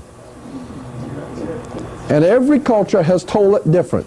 Every culture has their own story. The Egyptians had their story, and their city where they worship God's Son was called On. The Greeks call it Heliopolis, but it was actually called On. That's why when you walk in a room, you flip a light on, because it was the city of the sun, light. And consequently, every culture has always told the same story, but the problem is the story originated in Africa. It originated in Africa, on the Nile. It was picked up eventually, and there were even cultures before that, but they were not as prominent, and they had not codified this belief system. The Babylonians and the Sumerians, they had the same ideas, same stuff. But the Egyptians took it and they made it into a religion.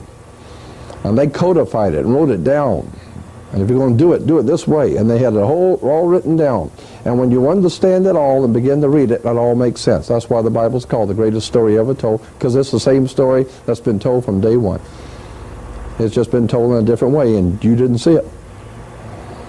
For many would look with their eyes and not see, and listen with their ears, but not hear, and with your heart not get the sense of it. I have a question. What's the name of Africa before it was called Africa? There was, Called something else. yeah, I know. There were two words for it. One was called Chemi, from which we get alchemical or chemistry.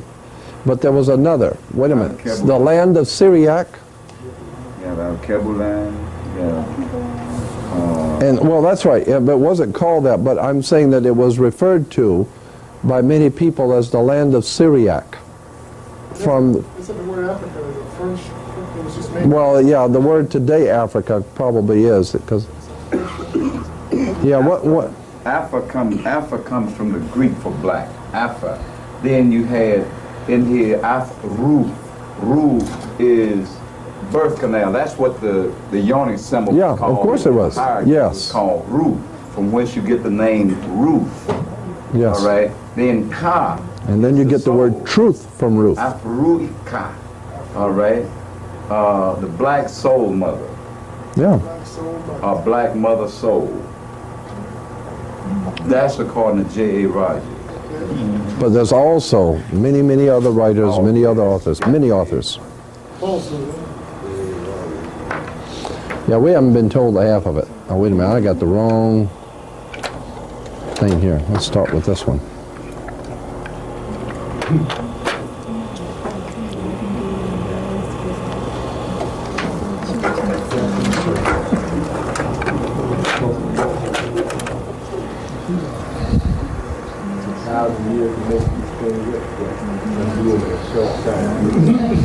You realize how many people have went to church and bringing money and giving money to the ministers and paying for all the church and paying for this and paying for that for the church, and come to find out, and all the time the ministers know this. They just ain't telling you. But hell, it beats working, don't it? Get all the women you want. Well, can't knock that. Don't knock it. Nothing wrong with that.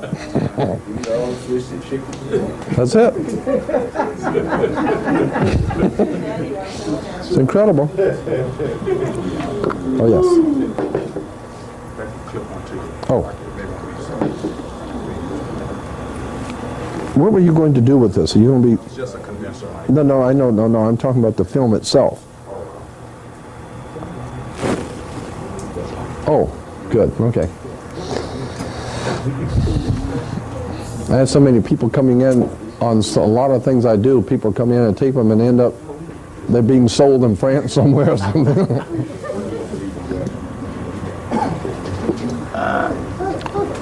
And they're yours, that's all right.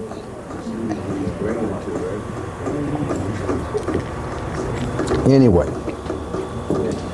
let's get back to it.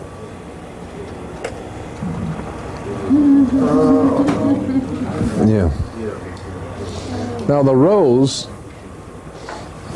as it is used in politics and occultism, goes back to the red rose is connected to the Tudor dynasty of England.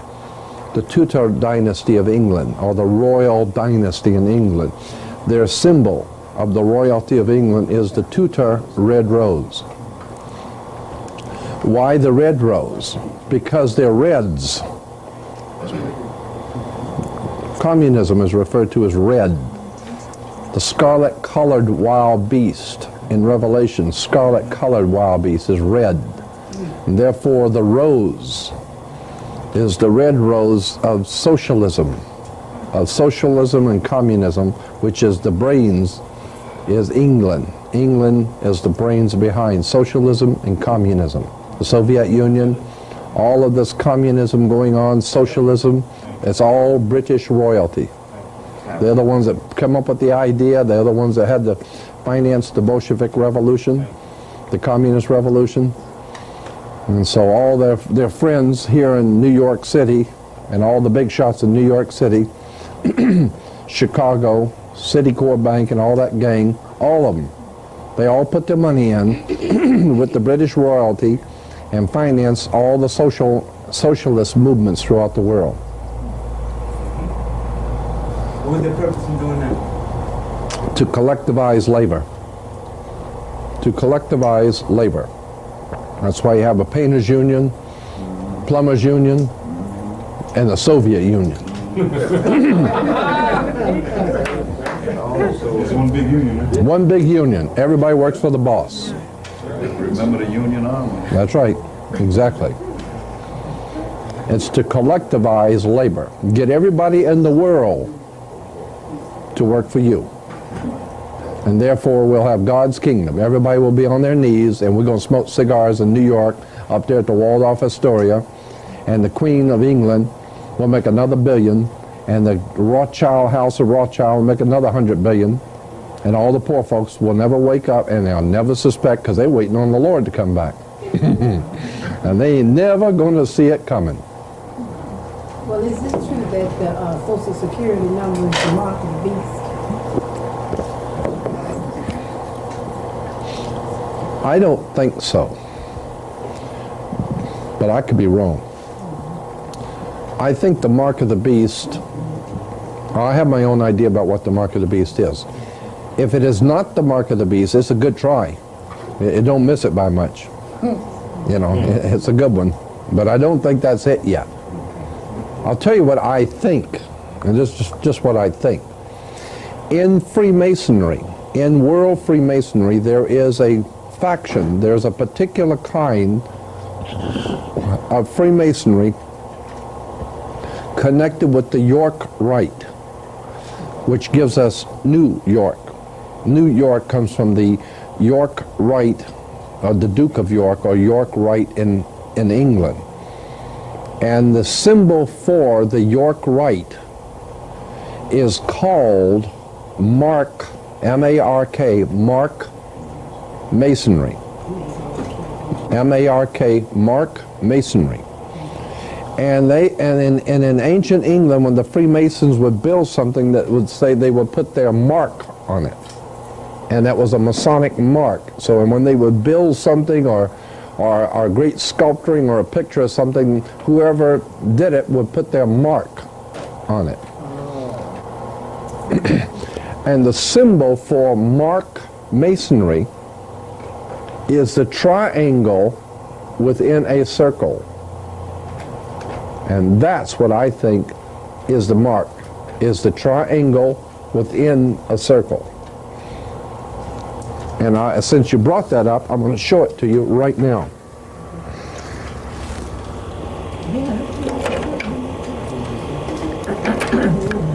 Here's what I think the mark of the beast is. Since you brought that up, let's look at it. Because that's the first thing on this is the mark. Here it is. There it is.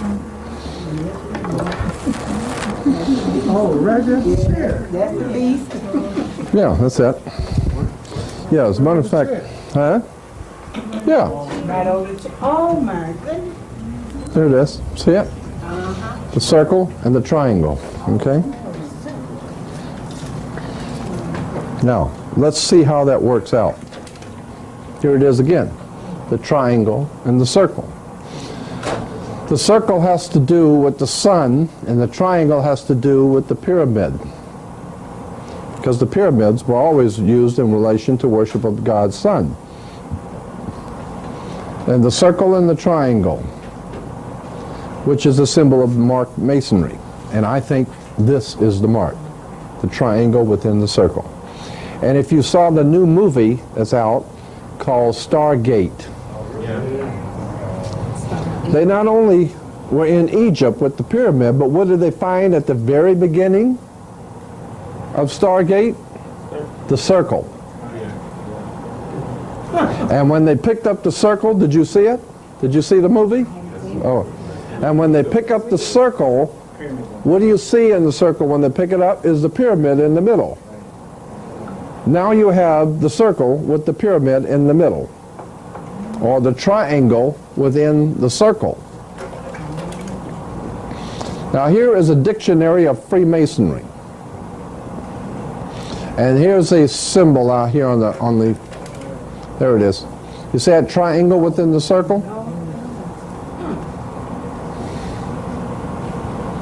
Now, here's the double-headed eagle. There's the Bible. There's the Bible. There's the hammer of Thor. Here's the cross and the crown. We'll get to that later. But here's the triangle and the circle. Now that's why the triangle is within the circle. See the circle, and there's the triangle. See? And this is Freemasonry, the dictionary of Freemasonry. The triangle is within the circle. That's why this triangle is within the circle. Now here in El Salvador, the national coat of arms, is a triangle within the circle. El Salvador. The two blue stripes with one in the middle. The white in the middle on the two blue stripes. The triangle within the circle, El Salvador. Nicaragua. The two blue stripes, the white in the middle, the triangle within the circle. I think this is the mark of the beast. I got a lot more reasons for saying that. I got a lot of reasons. I can talk to you for an hour and a half on just this symbol right here of the cross, of the triangle and the circle, and why I think it's the mark of the beast. I'm just showing you some of the light stuff. Now here is some poor fool. He's on his knees to the Lord, and what do you see over here is the triangle and the circle.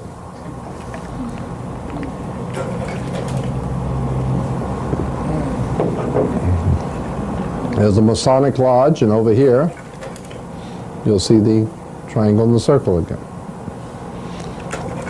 It's the lodge of the Mark Master Masons. And there's the triangle and the circle, and then here is the Royal Arch Freemasonry with the Bible, Star of David, and up here you will see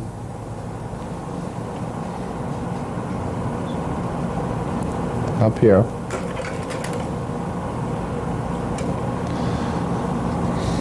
the triangle and the circle again. Now here is the School of Theology over at Claremont School of Theology in California. It's one of the many theological institutes, theological seminaries. What do you see on the pulpit? Huh? Right there. Right on the podium. Right on the podium. And that's from the Claremont School of Theology. So when you see the minister and the preacher on the podium, better check out the symbols, because that's going to tell you where he's coming from. You better believe it. That's mark masonry. He's got the mark. He's taken the mark.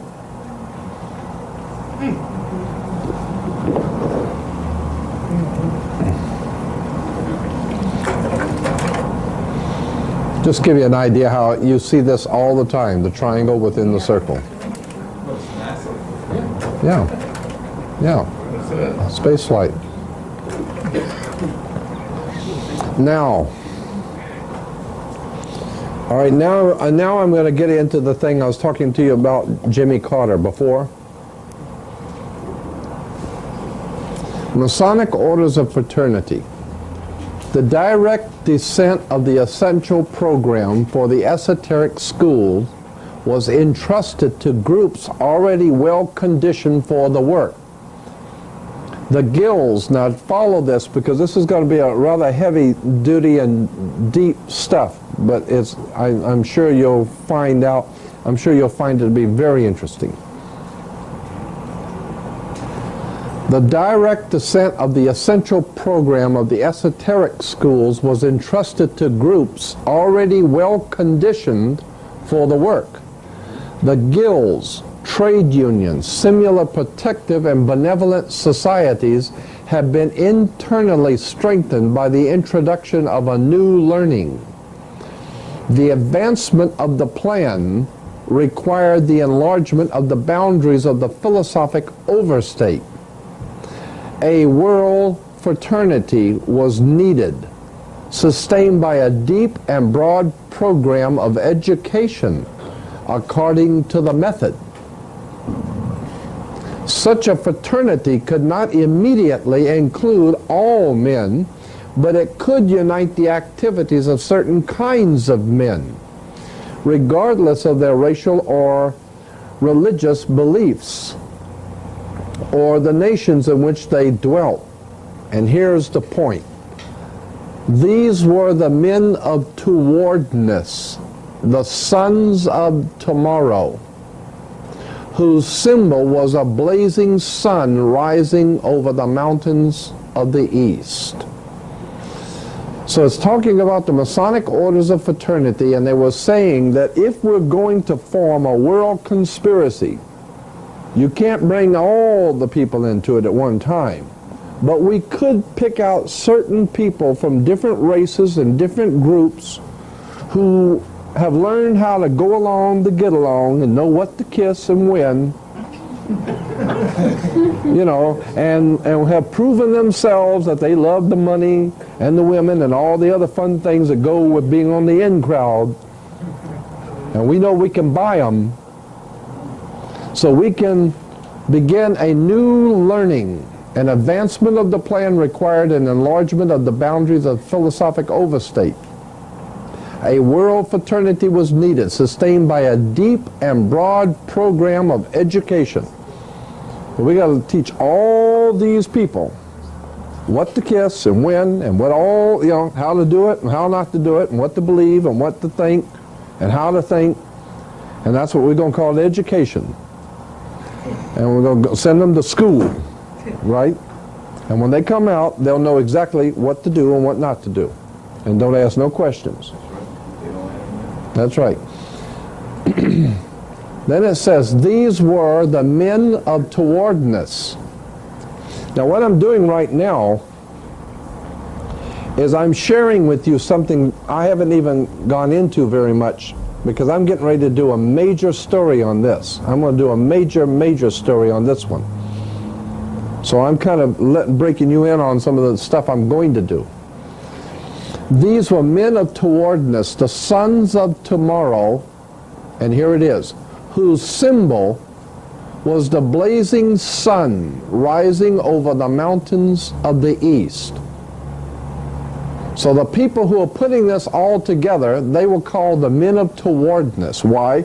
Because they've always been working towards something. Which way you travel. That's right. They're always working toward. The Freemasons and the bankers, every day, they just work along. They don't hurry. They're not sweating. They're just working every day. They're working toward that wonderful day when that day will come when the whole world will finally be on their knees and they will finally have you where they want you. And it may take 100 years, it may take 300 years, it don't matter. They just every day are doing their thing, working toward the day when they're going to own you. Okay, so they're called men of towardness and the sons of tomorrow, whose symbol was a blazing sun rising over the mountains of the east. Don't forget that. Their symbol is the blazing sun rising over the mountains of the east. While it is difficult to trace the elements of a pattern never intended to be obvious, the broad shape of a design is dimly apparent, the invisible empire. So what it's saying is that if it's hard to figure out, it's supposed to be hard to figure out. Not supposed to be easy. But you do your homework, it'll all start to fall into place. It'll all start to make sense. Here we have from the old Assyrian Babylonian mythology, the sunrise. And remember, I told you the Semitic theology, Semitic Freemasonry goes back to the old Phoenician, Canaanite, Assyrian. And here is the sunrise. The god Shamash appears above the mountains of the east. Remember we talked about the blazing sun rising over the mountains of the east? As far back as the Assyrian Babylonian mythology, they had the god Shamash appears above the mountains of the east, while his two servants opened the heavy eastern gates. Here in the Israelites are going toward the sun over the mountains of the east. Here in Hebrew Freemasonry, you'll see the Bible, the square and the compass, and the rising sun. Here in the book, 9.5 Mystics, the Kabbalah, today, we have chapter 9 is the way of one who is caught between the suns of a dying and a dawning day. So when you talk about the Hebrew Kabbalah, chapter 9 is the way of one who is caught between the suns. One sun is the dying and the one sun is the dawning day. So it's the sun of the old sun who's dying and the new sun who's coming. Here is the chair that George Washington sat in when signing all the documents to found this country. And up here, well, here it is. So this is the same. Here's the chair with the sun. See the sunrise on it? But now at length I have the happiness to know, says Washington, that it is a rising and not a setting sun. Remember, the one who's caught between the suns. And he's saying, now I'm happy to see that what we're doing is we're working on the rising sun instead of the setting sun, because I thought we were dead, but maybe we're on our way up then, right? So these are the priceless relics of the Constitutional Congress, the rising sun chair, used by George Washington. So he said it is a rising and not a setting sun. Here is from the Encyclopedia Britannica an article on Russia. And down here I photocopied this, enlarged it. So this is taken from the encyclopedia, and this is the flag of Russia, and this is the Soviet Union's coat of arms. Okay? Here is what the coat of arms says. First of all, the flag of Russia is a Russian, the red stands for revolution. Of course, it goes back to Rothschild, red shield. Rothschild is red shield. But the coat of arms, what do you see there? the sun coming up again? The coat of arms carries the motto, workers of all countries unite. The hammer and the sickle represents the spread of communism. Now watch this. You see the sun, the rising sun is a symbol of the dawning of the new day of communism. Now you're going to see how important this is real soon. Because we're talking about God's Son who's going to come back and bring the kingdom. God's Son. Well, just get ready. The coat of arms, the Soviet Communist coat of arms, the sun rising on the earth, it says the rising sun is a symbol, and these are important words, that's why I'm rereading them, is a symbol of the what? What is that word? The dawning of the new day, end quote. Okay? Now can we have the lights for 1 minute? Not two, just one.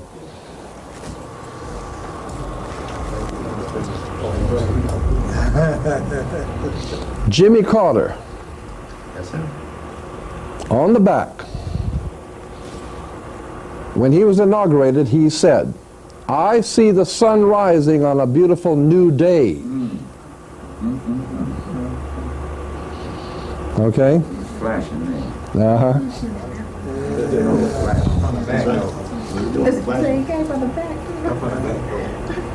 And when did he say this? I see the sun rising on a beautiful new day, on a beautiful new spirit. And when did he say this? Dawn.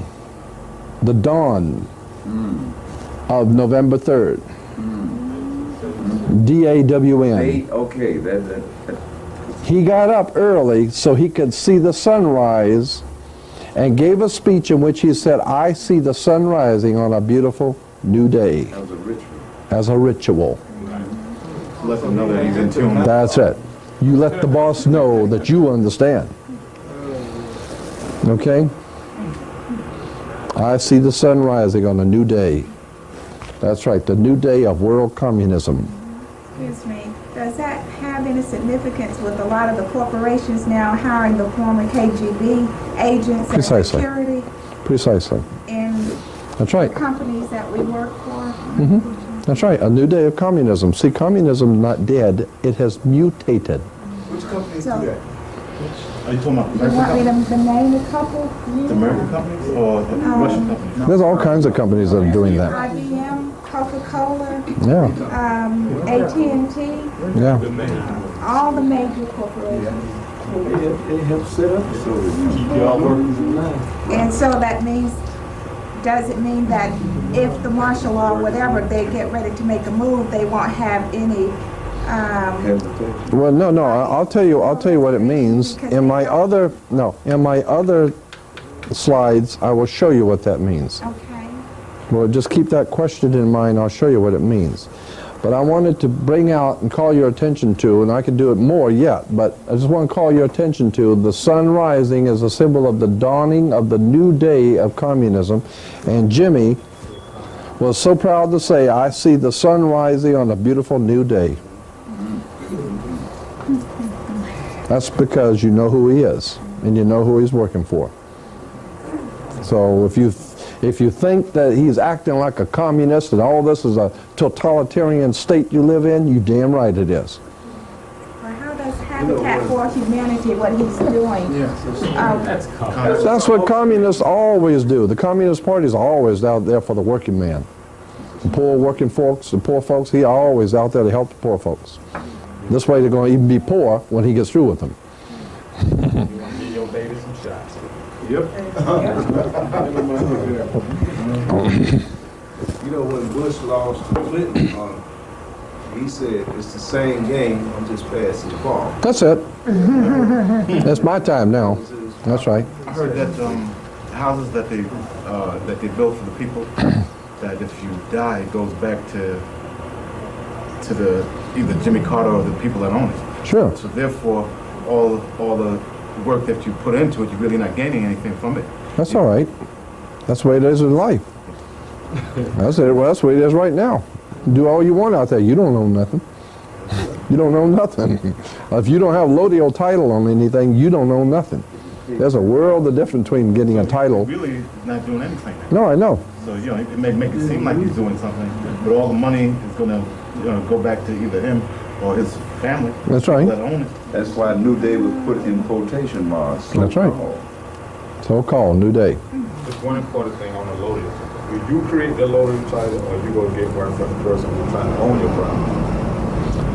No, you have to get it when you buy something. If you buy a car, you have to, yeah, you have to get it from the company. Well, whoever you buy something from, you have to buy it and get a Lodial title, and they can give you a Lodial title. They just don't let nobody know you can do that. But if you buy a new car, you can get a Lodial title. If you buy a home, you get a Lodial. Like person to person. No. That's different. But I'm talking about if you're buying something, you need a Lodial title.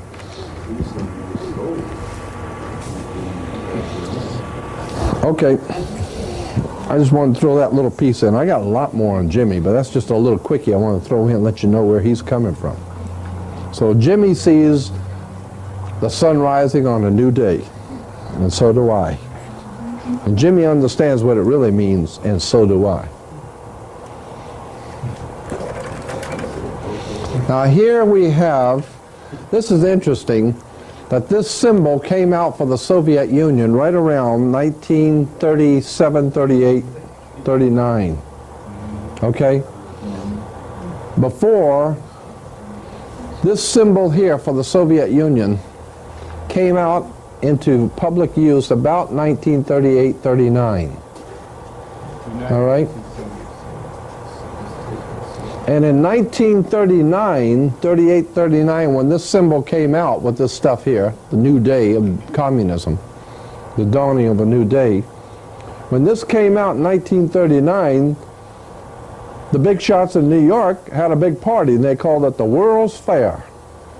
And in the World's Fair, the symbol was the dawn of a new day. The New York World's Fair. And that's right, there it is, the dawning of the new day of communism. And here it is, the new day.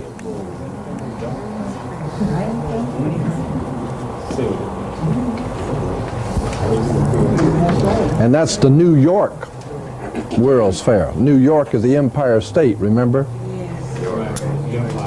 The Empire Strikes Back. Well, who's doing the striking? The Jedi Knight. The Jedi Knight who is fighting with light, intellectual, spiritual light. And if you don't understand spiritual enlightenment, that's what the Jedi Knights are fighting with, intellectual, spiritual enlightenment. And Darth Vader, he's wearing the Nazi helmet, speaking through the pyramid. So what does the Jedi Knight represent? The Knights Templars, the Knights of St. John of the Temple. Yeah, going back to the old Knights of Malta, the old Roman, Nazi Roman. Remember Adolf Hitler's, in the Second World War, Adolf Hitler was in league with Mussolini of Italy and the Pope was signed concordance and contracts with the Pope. So, Adolf Hitler did. So you're saying that the Knight Templars is fighting Nazis? Yeah, the Knights Templars were the brains behind the Nazi party. Yeah. But they were supposed to be fighting against one another because now Yeah, I know. That's right. That's where I'm going to get into later, showing you how all of this stuff was set up purposely. The different sides were set up purposely to fight each other. So Spielberg is really working for them. Oh, yeah. Well, that's how come he gets to be Spielberg. He was there. They're not stupid. There's that son of enlightenment coming up again. In Russia, there they are, all the poor people waiting for the sun to rise on the new day. They're like the Japanese flag. Yeah. And here's the Peace Festival at Lenin Stadium in Moscow. Now here is the, so this is a $50, I think. The Liberty Dollar? Is this the Liberty Dollar? Yeah, Liberty Dollar. This is the American Liberty Dollar, okay? And here's Liberty walking toward what? The sun. With the crown of thorns, incidentally. And the book says she is moving what? Toward the dawn of a new day.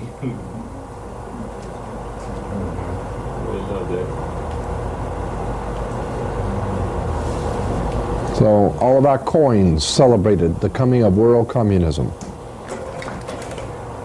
Now here's Charles Tez Russell, founded Jehovah's Witnesses, and he's out there preaching to the poor Jehovah's Witnesses that the new day is dawning. The new day. Everybody get ready for the new day to get on your knees and bow down and worship Jehovah, the God of the British Israel Hebrew Freemasonry. Jehovah.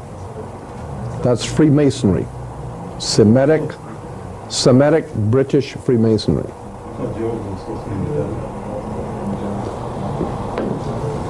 But now, in my book, he is.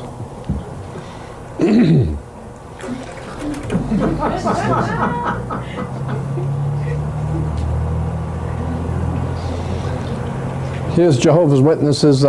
See the Watchtower and Bible Tract Society? Where you see the sun coming up between the mountains of the east. And what are they talking about? The government that will bring peace. And that's right. It will bring peace. They got the artists working in on the tape. Yeah. As a matter of fact, the New World Order is going to be so peaceful that if you get out of line, you go into jail. They'll pacify you. That's right. And of course, if you really get out of line, then they're going to really make it peaceful. They're going to kill you. Cemeteries are real peaceful. So if anybody gets out of line, they're going to make sure it's going to be plenty peaceful. Cut your head off. If you've got any ideas about thinking about fighting this or demanding your freedom and liberty, you don't have no more freedom and liberty. From here on out, we're going to have a perfect paradise government in New York. And as long as you understand who the boss is, everything's going to be cool. And everybody's going to work for the Union. Soviet Union, the Labor Union, and the New York Union. British Union. Now here's a Christian distributors in California, the Christian distributors. They distribute all the Christian literature, and they call the New Day Christian distributors with the sun coming up over the mountains of the east. So all the Christians going to the Christian bookstores, and they're getting all the materials from Christianity, and they don't realize that the company is called the New Day, bringing the sun over the mountains of the east. Now who do you think would be supplying all that Christian literature to the Christian churches?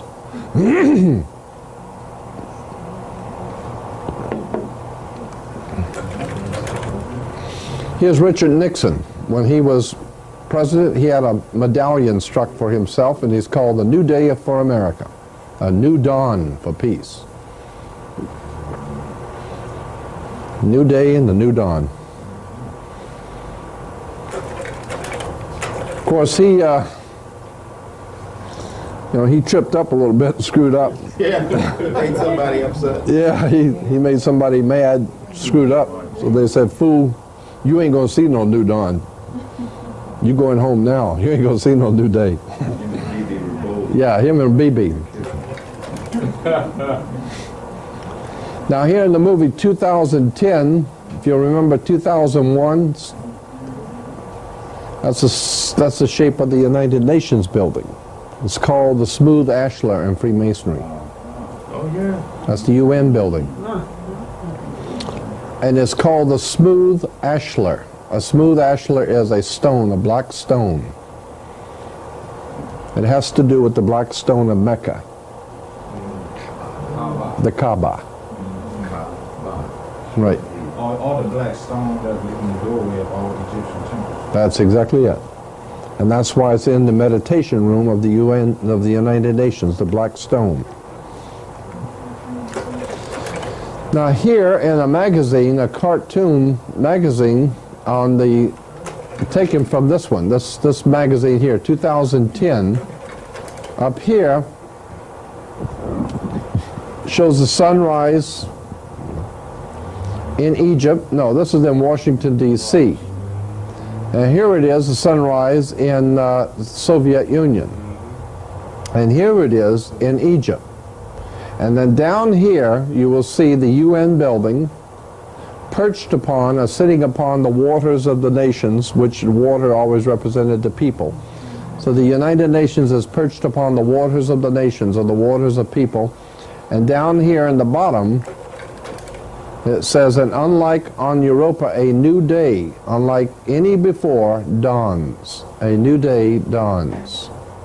For the United Nations now rules the whole world, and it sits on many waters, like the Bible says it sits on many waters, which means that it will one day take over the entire world, and we will be in a world communist state, and we will never, ever know how it happened, because we were praying to the Lord all the time and never figured out how it happened. With your eyes closed. Mm-hmm. Amen.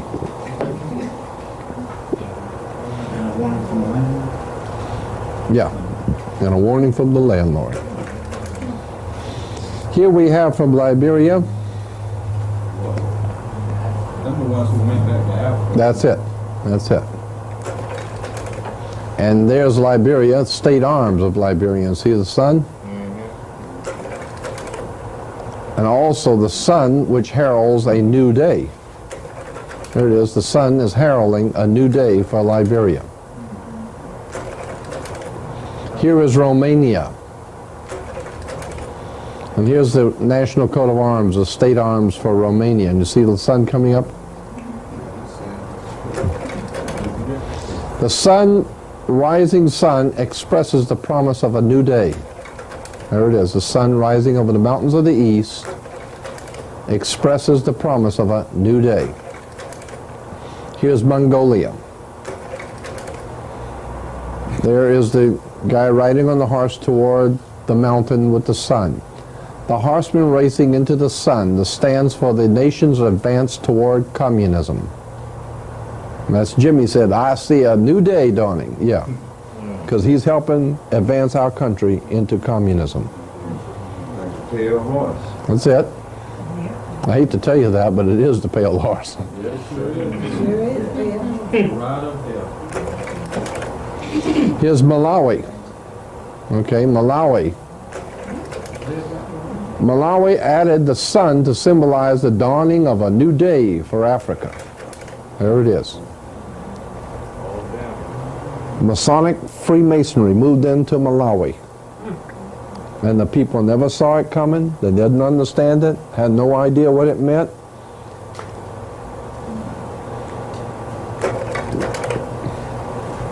It just meant the symbolizing of a dawning of a new day for Africa.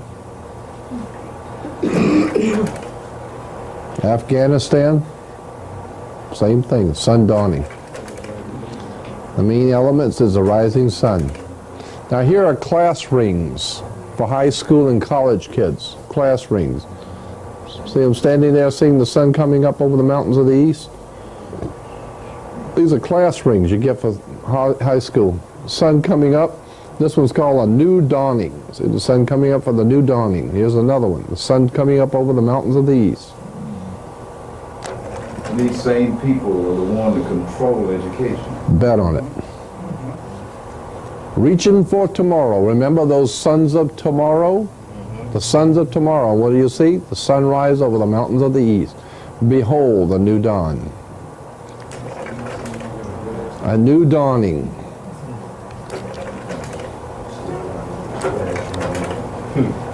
Yeah, behold a new dawn, reaching for tomorrow. That's right, but those are kids' rings, high school and college.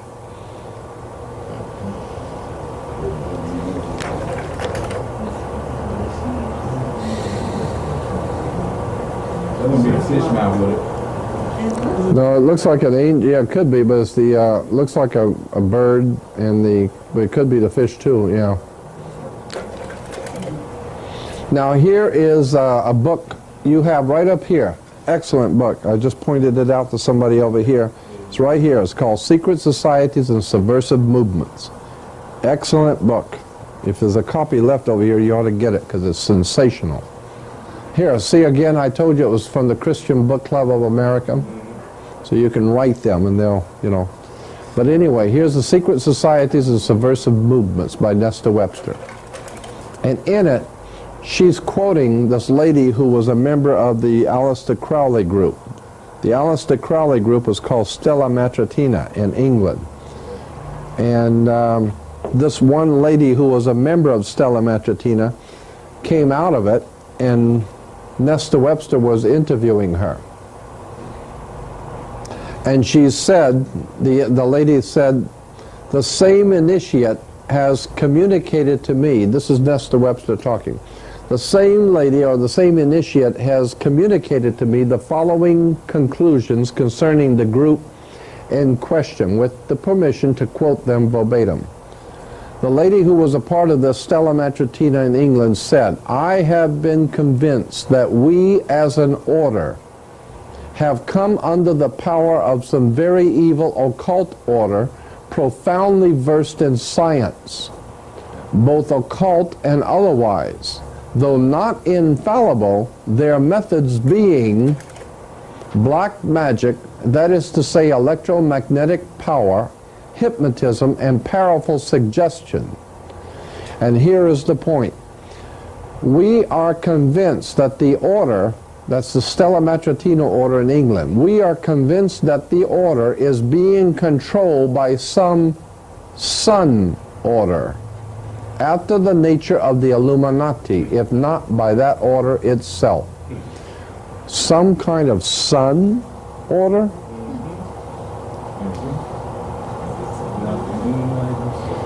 Right. So there is a sun order. An order of the sun. That goes back to Egypt. The ancient order of the sun. Exactly.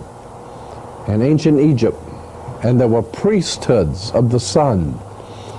And then there were other priesthoods who came in, and the Knights Templars and the Masonic Lodge picked all of this stuff up from the Egyptians and rewove it into a new deal.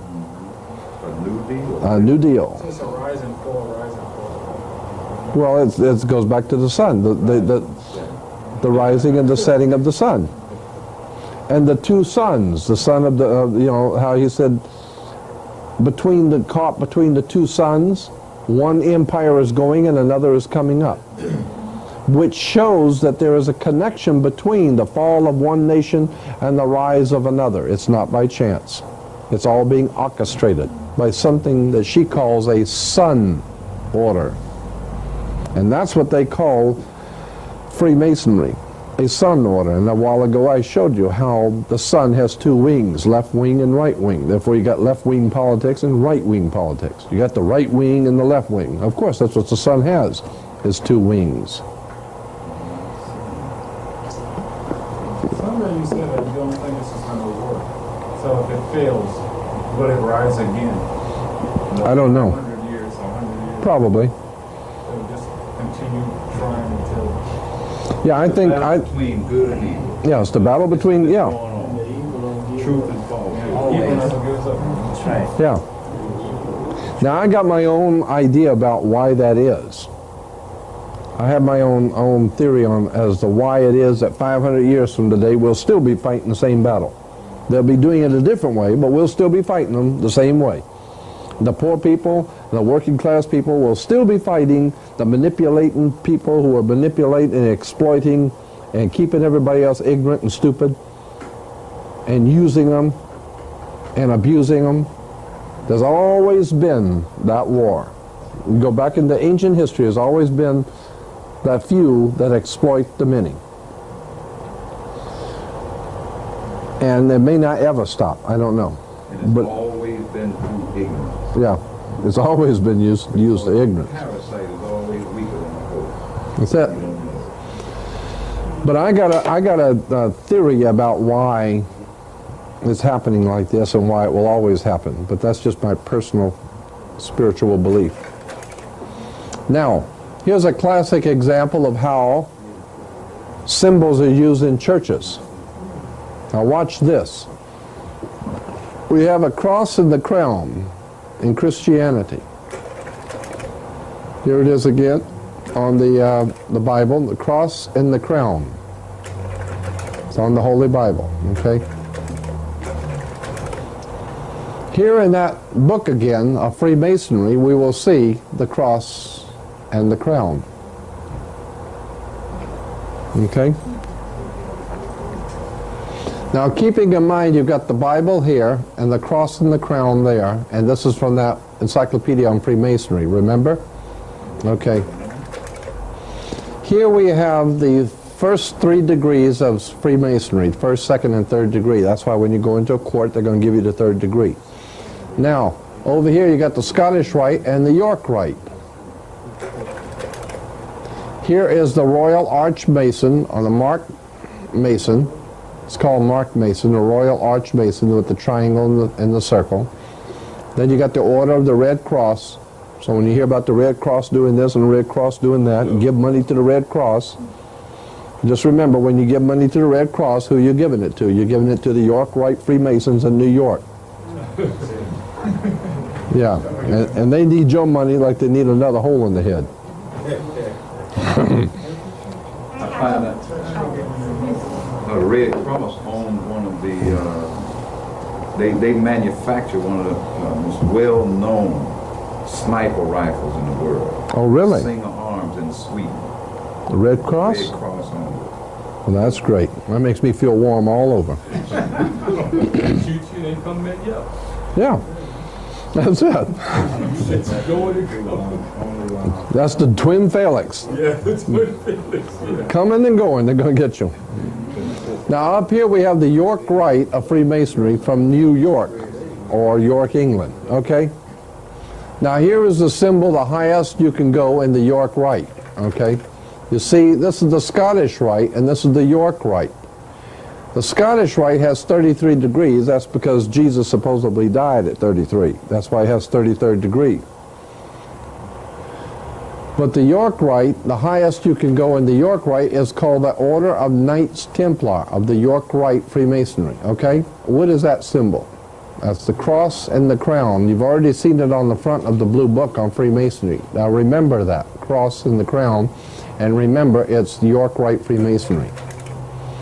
Here it is again, the book called Pilgrimage to Virginia of the Knights Templars. And what do you see? Star of David with the Masonic handshake.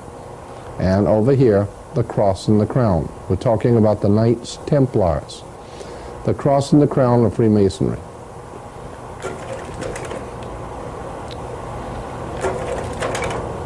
Here on Jehovah's Witnesses, the Watchtower, you'll see up here in the corner, there's a sun rising. Yeah, that's it. There it is. And here's the sun rising over the mountain with the cross and the crown. Here's the Cross and the Crown Lutheran Church. Here is the Cross and the Crown and magazines. Here's the minister with his cross and the crown on the red cloth, the cross and the crown. Nice old American. Yeah, there he is. This nice all-American boy serving the Rothschild of the red shield on the cross and the crown, and everybody going to church thinking they're worshiping the Lord. And they are, Lord Rothschild. The landlord.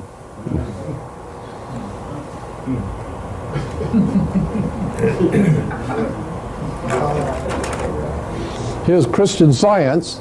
Christian Science, their symbol is the cross and the crown.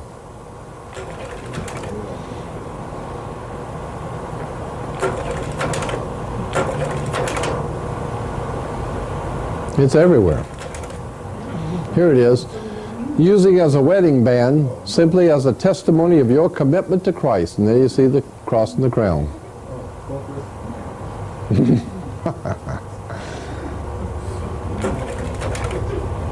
Here it is again. Now here is the Methodist Hospital of Southern California, and there he is, Methodist Hospital of.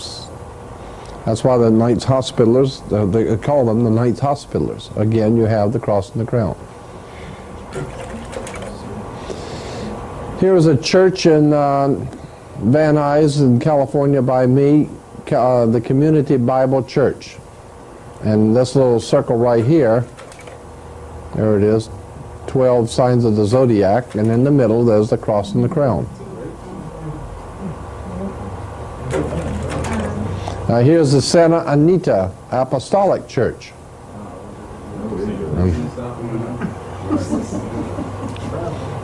Santa Anita Apostolic Church, and there it is, cross and the crown. Here it is again. Here it is again up here at the top, see it? So people going into church, they think all that is so holy, but they better look up here. You better see who it's, better see what they're doing here. Now, here is something called the 90 and the 60 degree square of Freemasonry. I never do get these right. There's a 90 and a 60 degree. Anyway, this is the square of Freemasonry. Okay, there's the I in the dollar bill.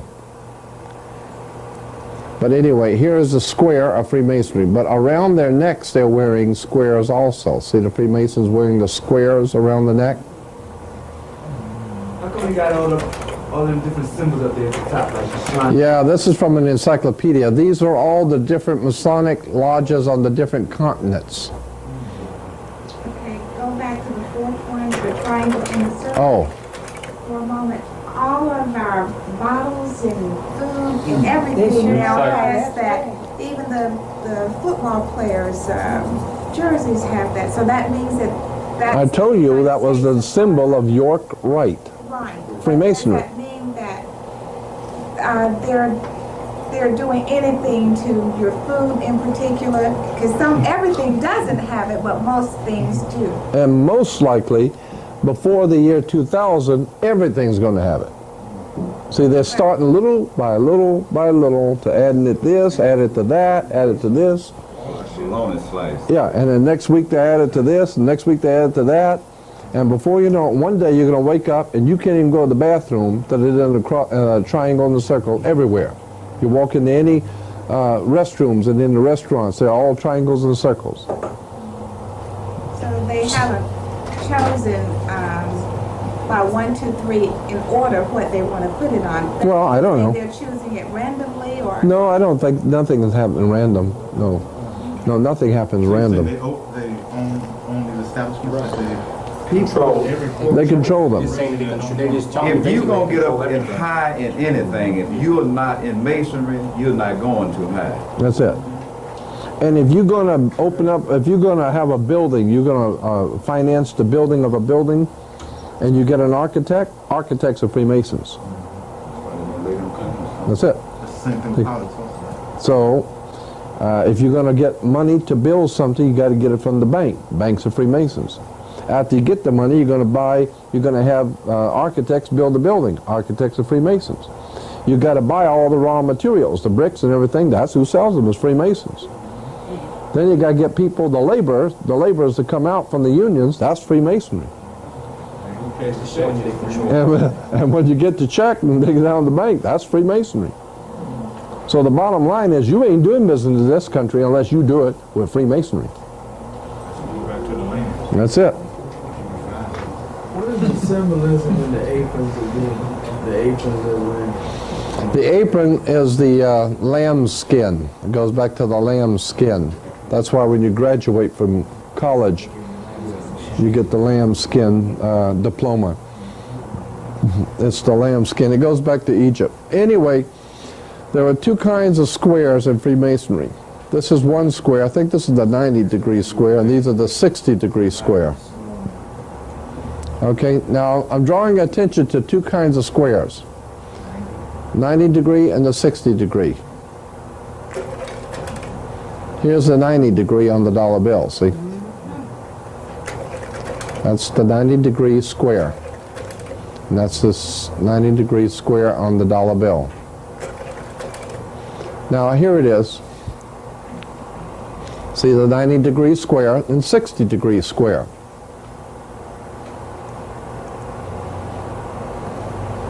And that's connected to, of course, the Star of David. But check this out. You got 90-degree and the 60-degree square. What's the significance of that? Well, you'll see in just a minute. The difference between, now here is a 60-degree square, right? And see the Freemasons wearing the 60-degree square around their neck? That's why in the Olympics, when you win a gold medal, you put the 60-degree square. Then, over here, 60-degree square in Freemasonry. And here is the 90-degree and the 60-degree and the 90-degree in the church choirs. Marches down now. That's right. Everybody called up here. That means all the Masonics don't have this stronghold for the Olympics here, right? That's right.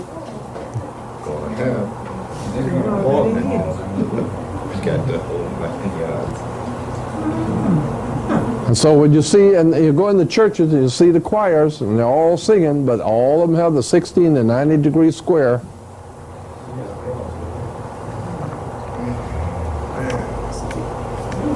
And they're singing praises to the Lord.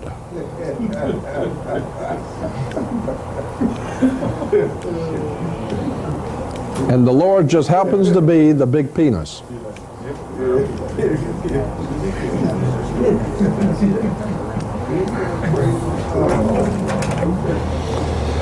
Now here we got the square within the Masonic circle, the square within the circle. Sometimes the circle's within the square, but usually it's the square within the circle. And here the three-ring circle and the square represents the universe. The square has 4 gates and is divided into 4 triangles, which indicates the cosmic direction, the elements and the visible and invisible qualities of deity commanding the center. The square with 4 triangles within the circle. That's exactly what you get when you look down on the Washington Monument, is the triangle within the Masonic circle. Okay?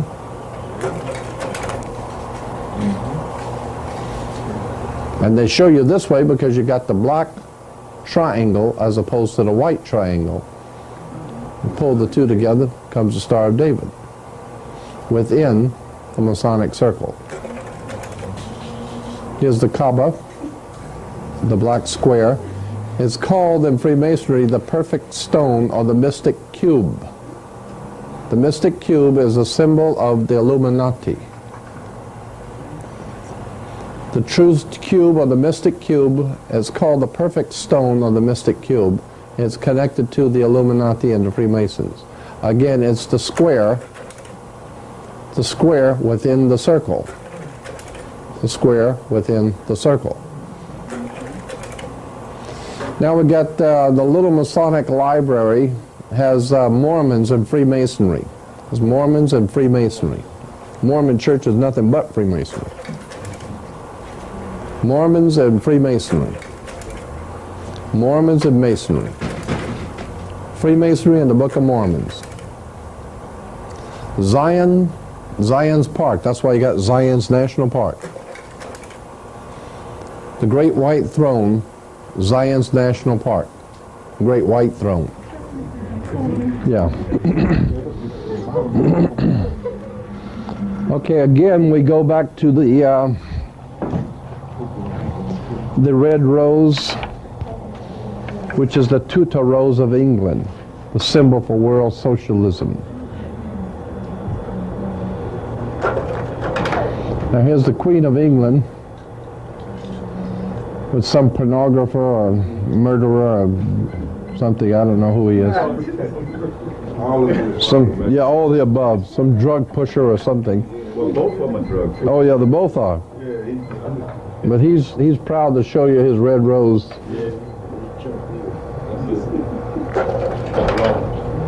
Here's Castro with his rose. It looks a little wilted. But so is his country. He's fallen from grace. Huh? He's fallen from grace. Oh, I guess maybe. Yeah, I think so.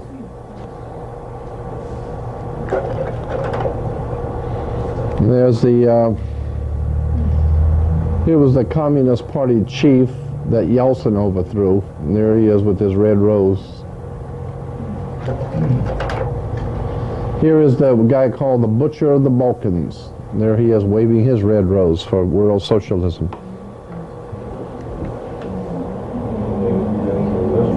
get no more red roses. And then here's Clinton in front of a poster at the White House in the Time magazine. Time magazine has Clinton posing in front of a poster, and see what he has in his left hand? Yeah, that red rose is supposed to symbolize socialism? Hmm? It's supposed to symbolize socialism? Yeah, yeah, that's what the red rose symbolizes.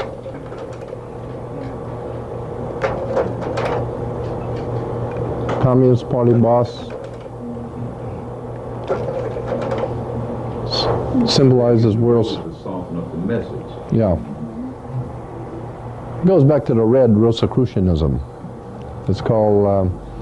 Another sign to let everybody know that he's on their side. Exactly. Exactly. That's a little symbol to let everybody know. All the big shots in the world will know that he has taken over the Oval Office for the British Israel World Federation of Freemasonry, the World Socialist. In other words, he's deflowered. That's it. While you're looking at Clinton, what's the significance of the drive-by shootings? Was he messing up and they had to send him a subtle message, or what? It could be. It could be that. It could be some of the opposing parties don't like him. Who knows?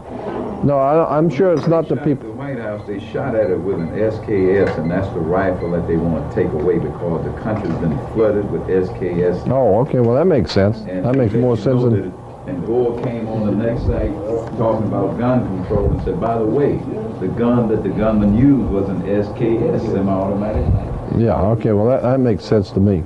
And the one that went in with the airplane, they were both in the same outfit in the Army. Okay, so they had a connection right there. Mm-hmm. Yeah, that makes sense.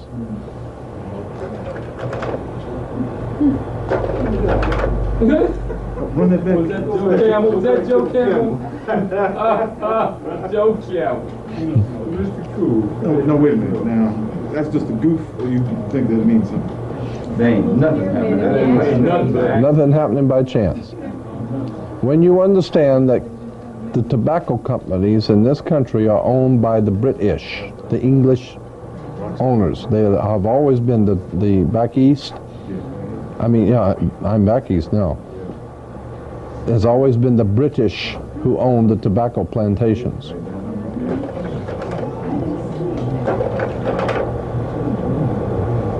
That's why we have the pyramids now on the Mississippi, because the Mississippi is the new Nile for America's the new Egypt, and Mississippi is the new Nile. That's why you got all those different cities on the Nile that are now on the Mississippi, like Memphis and Tupelo. That's why they're building it up?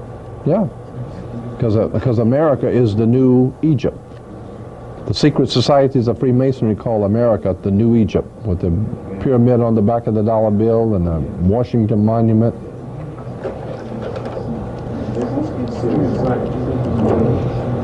Here's the pyramid at the Louvre Museum. Arco is the pyramid with the Arco is the pyramid from above with no capstone. Goes back to Jason and the Argonauts. Right. I'll go past this. Now we get to the. There again we have the rising sun symbol again. The rising sun on the shell.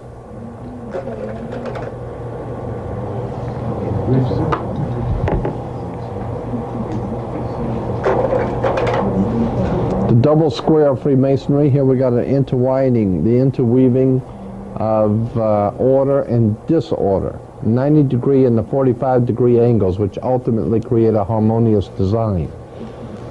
So you got the double square of Freemasonry. Here it is again.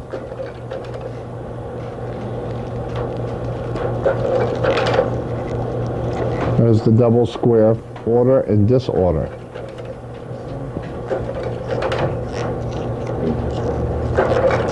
Chevron, bring that back, chevron. Yeah, you'll see that in a minute. Here it is again, the double square in Parliament in England. Remember, the double square symbolizes bringing order and disorder. There she is, the Queen.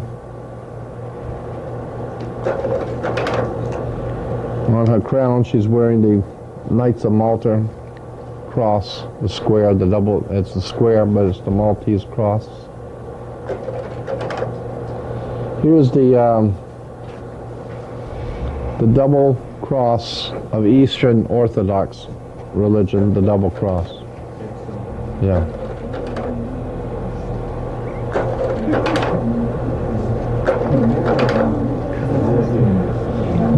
Double. Then we got the mystic star, the seven-pointed star. There's a seven-pointed star, 7 points.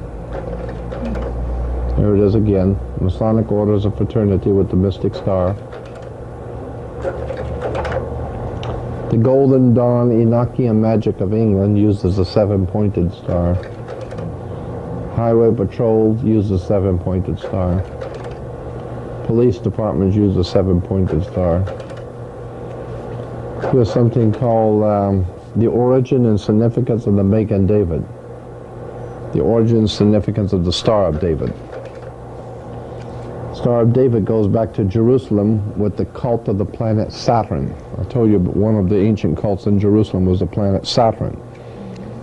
They worshipped the planet Saturn, and consequently all the women were supposed to listen to their god Saturn. So they wear the Saturnalian ring, the ear ring. And men were supposed to get married before their god, so they would wear their wedding ring. Kings were to be crowned by the god Saturn, so they wear the round crown of the ring of Saturn.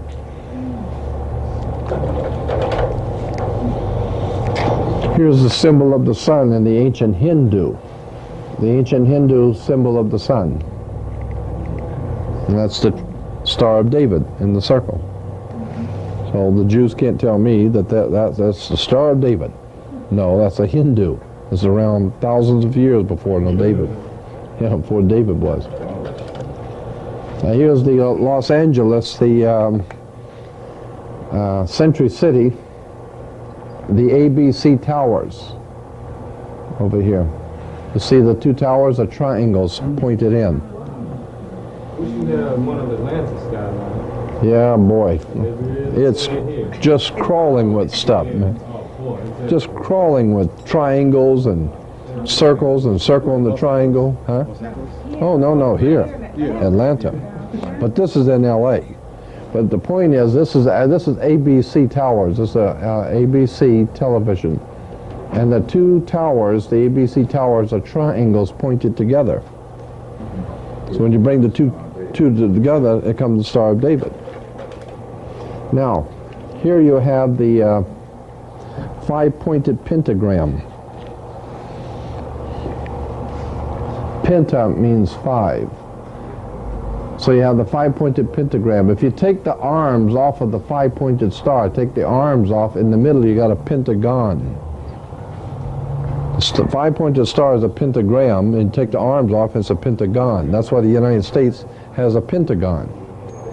And one of the biggest defense contractors is Chrysler. Is Chrysler, and that's why they can use the pentagon as their symbol on Chrysler. Because they are the biggest contractor for the Pentagon as Chrysler. Precisely, exactly. Federal government. Federal government bailed Chrysler out because now they own them. Because the Constitution says anything that the federal government finances, it must control. So therefore, when they made sure that Chrysler went broke so that they could come in and finance them and buy them out. So now the Chrysler does not have to charge the federal government for all those tanks and half-tracks and jeeps in case of another war. The federal government's already bought Chrysler.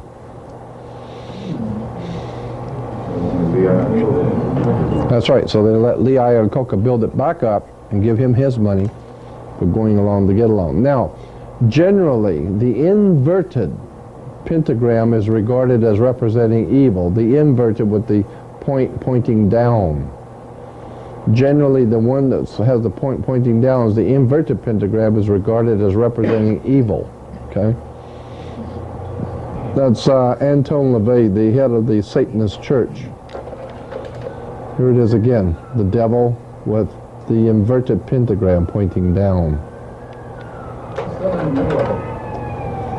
that a skull? What's up in the middle of it? Oh, it's a bee, a beetle, or bee or something, yeah. Fly, yeah. That's right, it goes back to Beelzebub, Lord of the Flies. Okay, what is that, 15, the devil? Huh? 15? That's the number of the card. It's just a, but the point I'm making here is that the inverted pentagram is regarded as representing evil, pointing down. Now here in New York, at the first synagogue of the congregation of B'nai B'rith in New York, you will see the... Where is this? Yeah, no, but...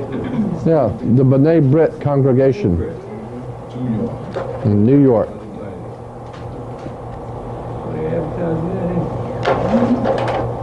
Now here is the Sovereign Grand Commander's flag of Freemasonry, the Mother Lodge. And on it you will see Ordo Ab Chao, which is translated order out of chaos. Order means you've got control. That's why in the television show Get Smart, remember Get Smart? And the two sides in Get Smart, one was chaos and one was control. Because that's the way you get control, is causing chaos. That's why we have chaos now. That's right, you got chaos. Well, you have chaos because the government wants it. Right. So that they can come in and get control. See, they start the riot. They pay the rioters to start the riot, then they got to come in and put it down. Right. That thing in that thing in Los Angeles, that riot, that was all financed by the government. Anyway, you always get the order out of chaos. 33rd degree, of course, is because Jesus was said to have died at 33.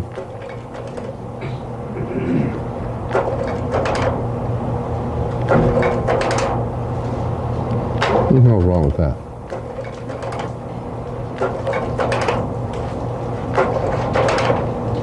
From chaos to control. And that was the two sides in Get Smart, chaos and control.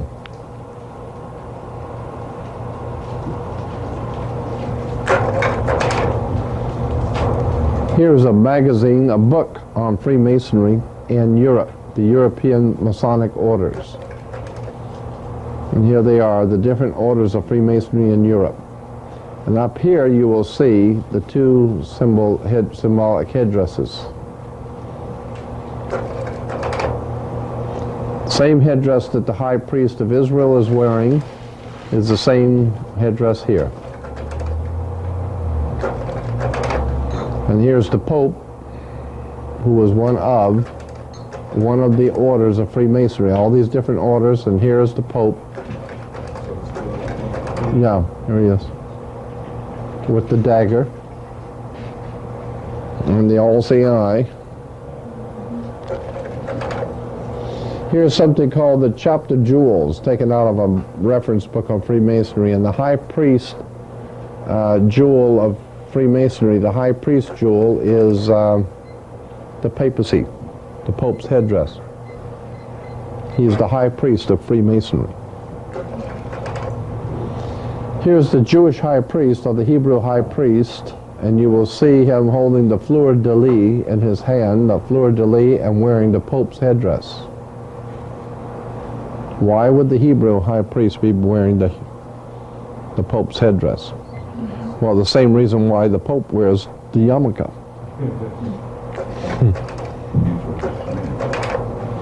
Here is a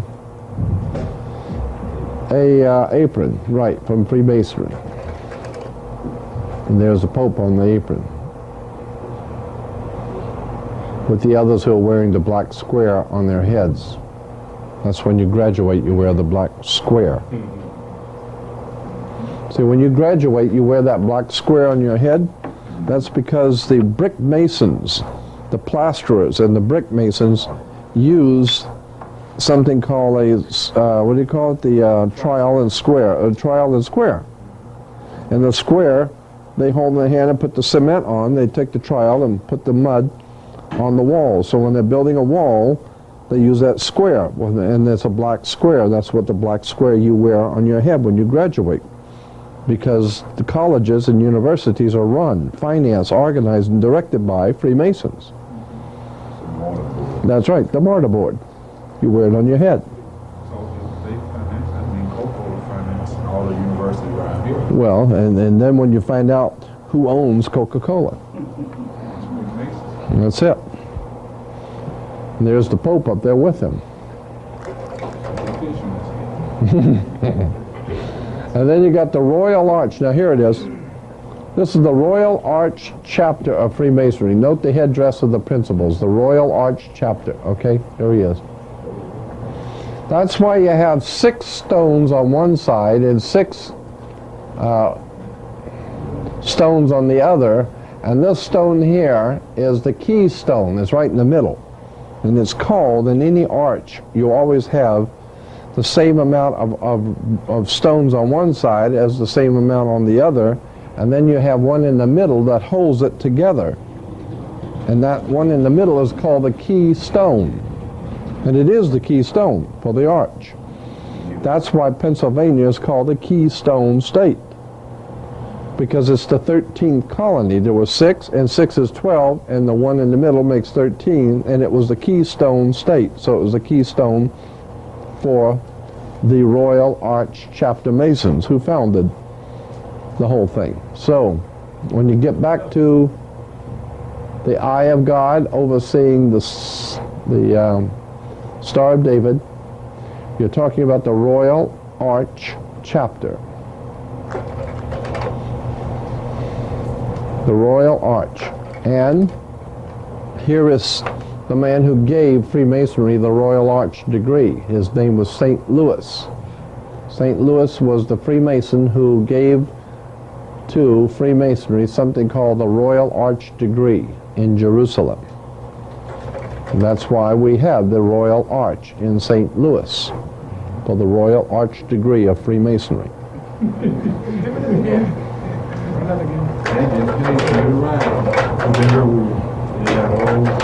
We have something called the Royal Arch Chapter. Royal Arch Chapter of the Grand Lodge Freemasonry. It's a particular kind of Freemasonry. And that particular kind of Freemasonry is called the Royal Arch Chapter. And the Pope, and the man who developed the thing called Royal Arch Chapter was St. Louis at Jerusalem. St. Louis, the Mason, went to Jerusalem and developed what was called the Royal Arch Chapter of Freemasonry in Jerusalem. And that's why you have the Royal Arch today in St. Louis. They don't build this stuff by chance. They don't put that kind of money. They don't build stuff like this and put that kind of money and that kind of architect just to make it because it's pretty. That's similar to the Golden Arch. That's it. McDonald. That's right. Now here's something called the Summit of the Arch. Now, this was taken from a State Department bulletin, United States State Department bulletin called the Summit of the Arch. And here's a picture from that bulletin from the State Department. The glass pyramid at the summit of the arch. See, at the summit of the arch, and this is in Paris, France, at the Louvre Museum, in front of the great glass pyramid is the glass pyramid when all the heads of state are meeting at the summit of the arch. Here's the Pope with all the dignitaries and all the ambassadors. And you'll notice that these ambassadors are all on their knees. And here's a Chinese, he's getting ready to go down on his knee too.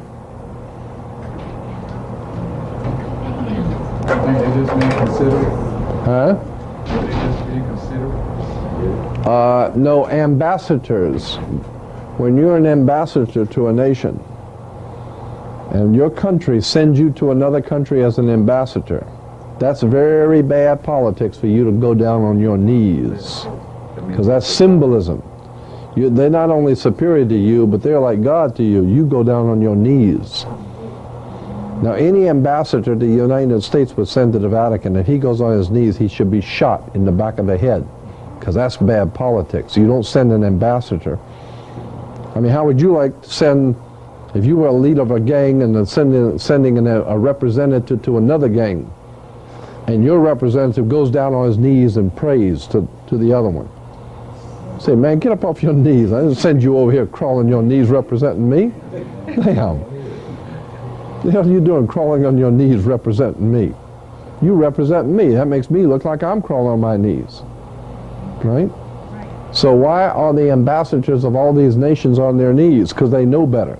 This is one time you better go on your knees.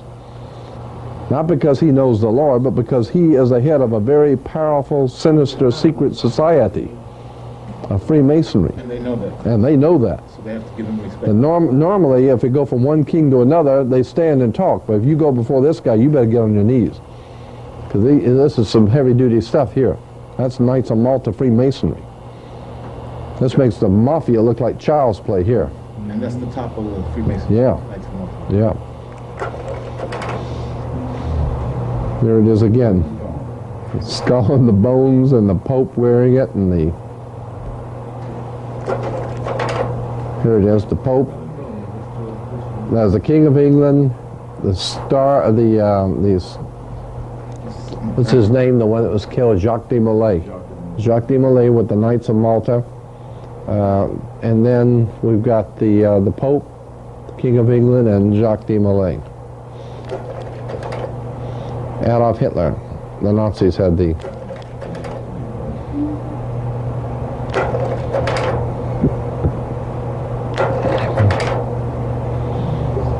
See it? They still, the U.S. still wear those as marksmanship. That's right, sure do. Same thing. Here it is on churches, churches over here in Pasadena. They wear it on churches. Now here it is. This is the York Rite Freemasonry again, okay? Here we go. And if you climb up the ladder of Freemasonry, you get up here to the top, you've got something called the Order of Knights Templars. Okay, and there again, you got the Red Cross, Order of the Temple. And over here, you'll see this cross. Okay, now watch this. You got this cross here. Okay, now what? Here it is again. The Knights of Malta Cross. Here it is on the Masters of the Universe.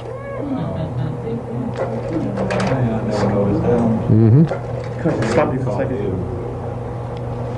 Masters of the Universe.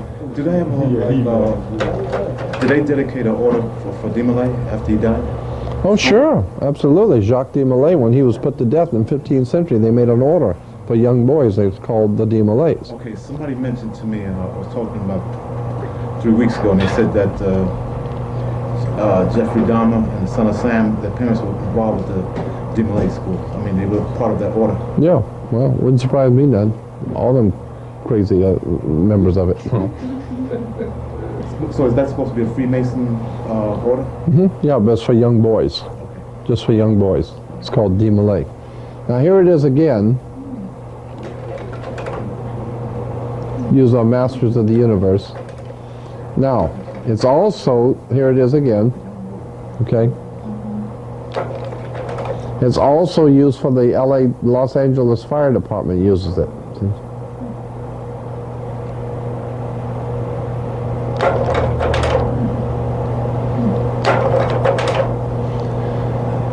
Fascism. In most cases, fascists have come to power after a nation has suffered an economic collapse, a military defeat, or some other disaster. The fascist party wins mass support by promising to revive the economy and restore national pride. We're talking about fascism. Now watch. Fascism is severely limited under, personal liberty is severely limited under a fascist government. The government also controls newspapers, radios, and other means of communication. In its country, it issues propaganda to promote its policies. Opposition may lead to imprisonment, torture, or death. Here is a fasci. Here's the French Grand Orient Temple Masons dancing around the maypole, and that is a fasci.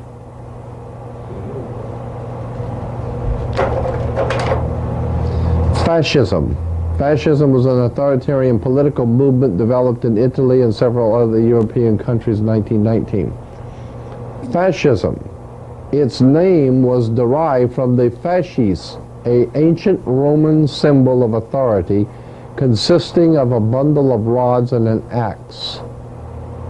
So the fascism comes from, the name comes from, it's derived from the fasces, which is an ancient Roman symbol of authority consisting of a bundle of rods and an axe. There it is, the bundle of rods and an axe.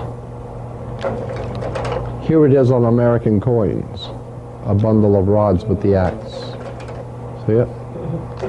Here it is on American coins. Here it is on the back of the dime, the Mercury head dime.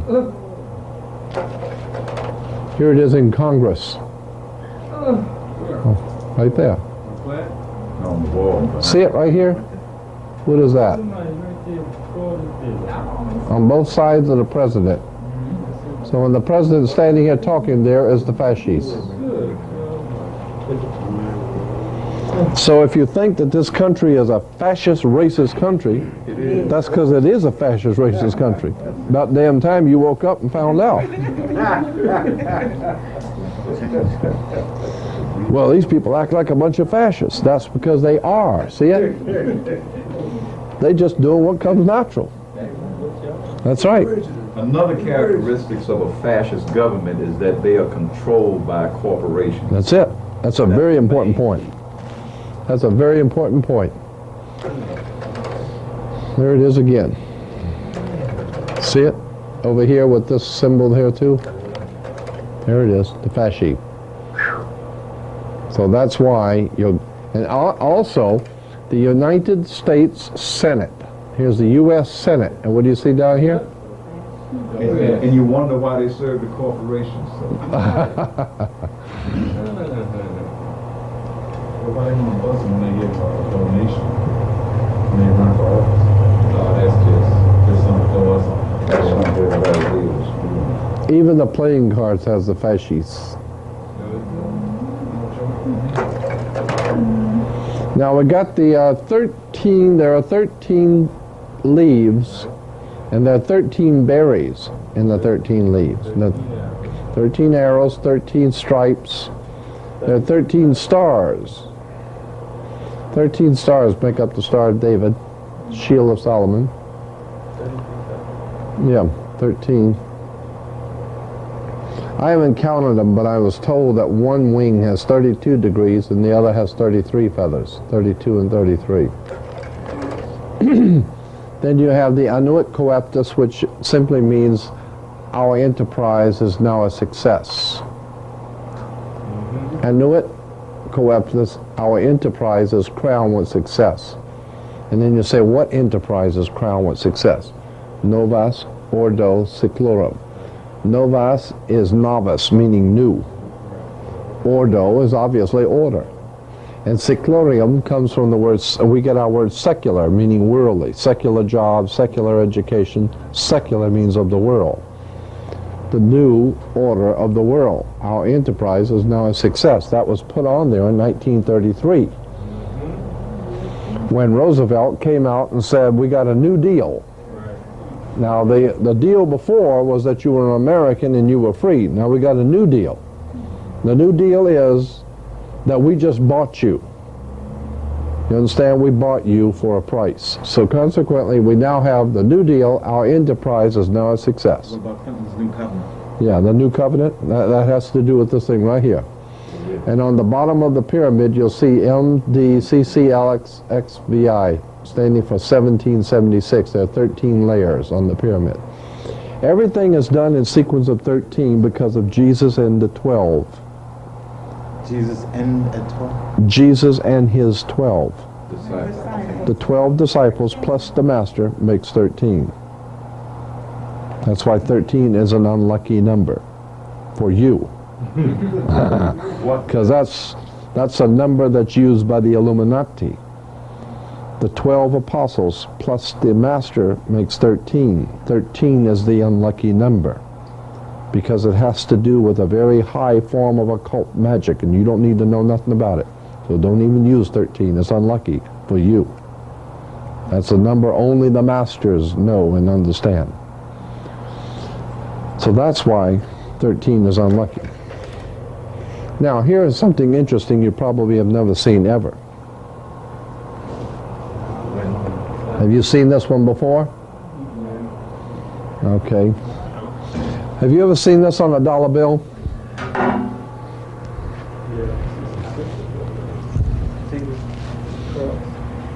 See this little guy right here? Yeah. Now, see the cross behind the one? See Here the he cross is. behind the one? Huh? See the cross behind the one? You can barely make it out. It's because it got other lines in it. Right here.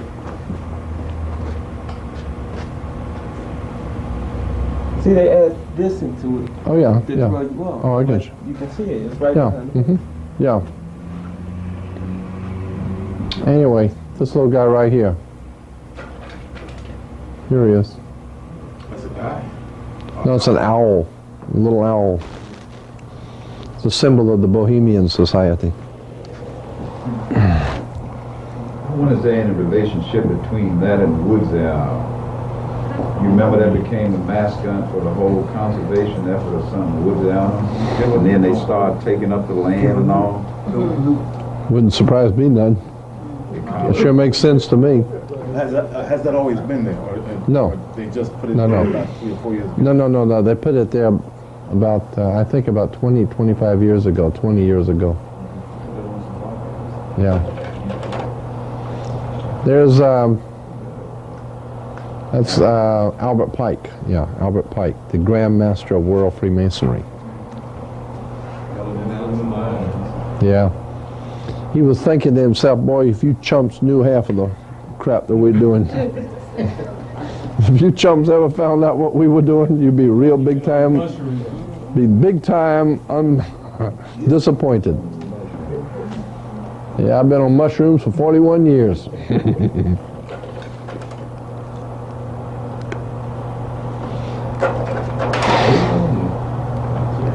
Here's what Rockefeller wrote. Rockefeller wrote this. Rockefeller wrote this in something called the Occasional Letter Number 1. He said, in our dreams we have limited resources and the people yield themselves with perfect docility to our molding hands. The present education conventions fade in our minds, and unhampered by tradition, we work our own goodwill upon a grateful and responsive rural folk. Yeah, we got unlimited resources, and people just love to do what we tell them. Another name for rule is heathen. This is interesting to me. The preface for the book Brave New World.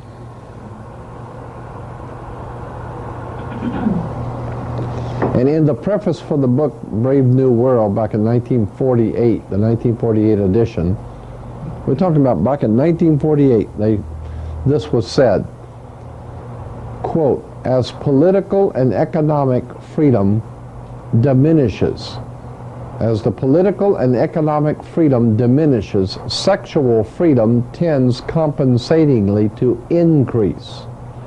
And the dictator will do well to encourage that freedom in conjunction with the freedom to daydream under the influence of dope, the movies, and radio. It will help to reconcile his subjects to the servitude which is now their fate. What is that in? That was the preface to Brave New World by Aldous Huxley. By Aldous Huxley, Brave New World. You can You still get that? Oh yeah, and this is the preface to it in 1948. So he's saying that the dictator will make sure you have plenty of narcotics, alcohol, sex, entertainment, basketball, ping pong ball, football, baseball, any ball, as long as you have a ball game, right? And a lot of sex, drugs, rock and roll, and whatever else it is you need to keep you occupied while we do a number on you and take away your political and economic freedom. Who's the author? Aldous Huxley. Spell again? Aldous Huxley. Huxley. Aldous Huxley. It's a very famous book. All you need to do is just remember Brave New World. It's very famous. Something like Machiavelli? Yeah, absolutely. This is on the same tradition. Right. This is the one I'm going to conclude on. I could go on all night, but I'm not going to. This is the one we're going to conclude on. Here is from the California Legislature, 1953 regular session. Now this is back in 1953. Published by the Senate of the state of California. That's the 11th report, the Senate Investigating Committee on Education. Education in the state of California, published by the Senate.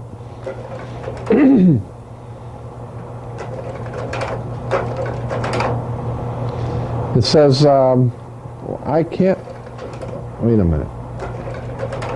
I thought I had a better, well anyway. It says, so-called modern communism is apparently the same hypocritical and deadly world conspiracy to destroy civilization that was founded by the secret order of the Illuminati in Bavaria, May 1st, 1776. May Day. The World Revolution conspiracy appears to have been so well organized as to be ever continuing and ever on the alert to take advantage of every opportunity presenting itself or that the conspirators could create. So in other words, these guys at the top, they will take advantage of anything. If you get a black guy run over a white guy, they'll send somebody in, make something out of it. They'll say, that was planned, that was purpose, he did that purpose, and cause this division. And Malcolm X's daughter's trial, or I think a court date is Right. May the 1st. Right, good. Is there symbolism there or what? Malcolm X's. Right. Well, now tell me if they ain't going to use that. I think so. They're going to use that. No matter what happens, they're going to use that one.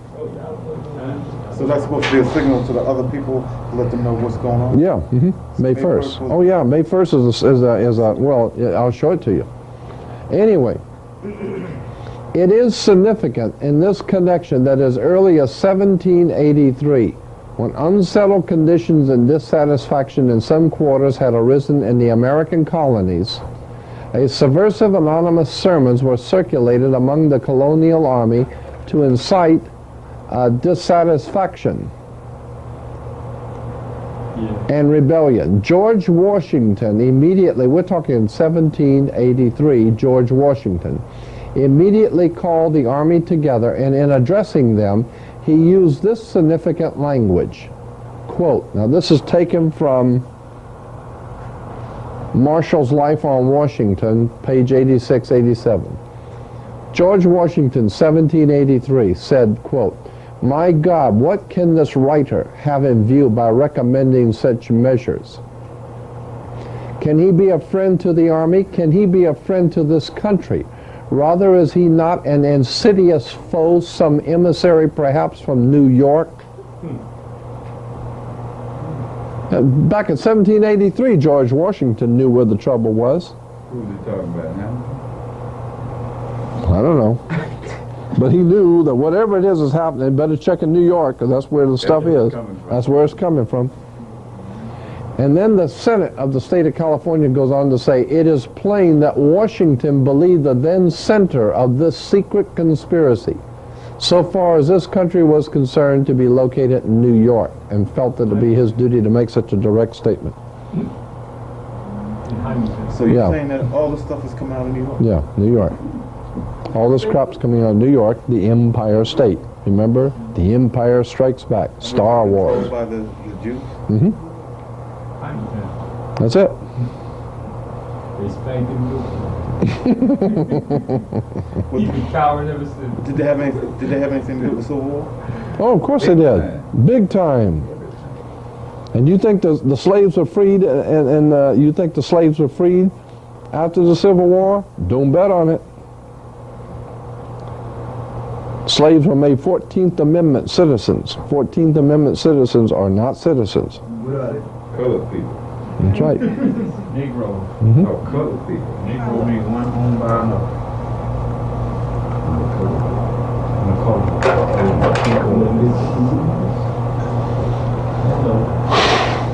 It is recognized that May 1st as the recognition of May 1st, 1776 as the founding date of the World Revolution conspiracy is not difficult to understand when it is realized that May Day is frequently celebrated even in recent times by rioting and bloodshed on a worldwide scale.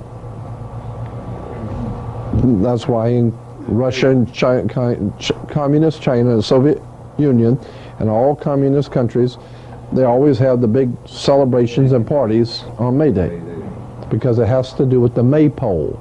The maypole is the male resurrection, the male erection. It's the male symbolism, and it has to do with revolution. The book, Fire in the Minds of Men, this book traces the course of the revolutionary fate from its earliest origin in occult Freemasonry to the allegedly scientific Marxism of today. So, What's the name of that book? Fire in the Minds of Men. We've got a little more, but I'm going to stop for tonight. I'm going to let it cool off a little bit.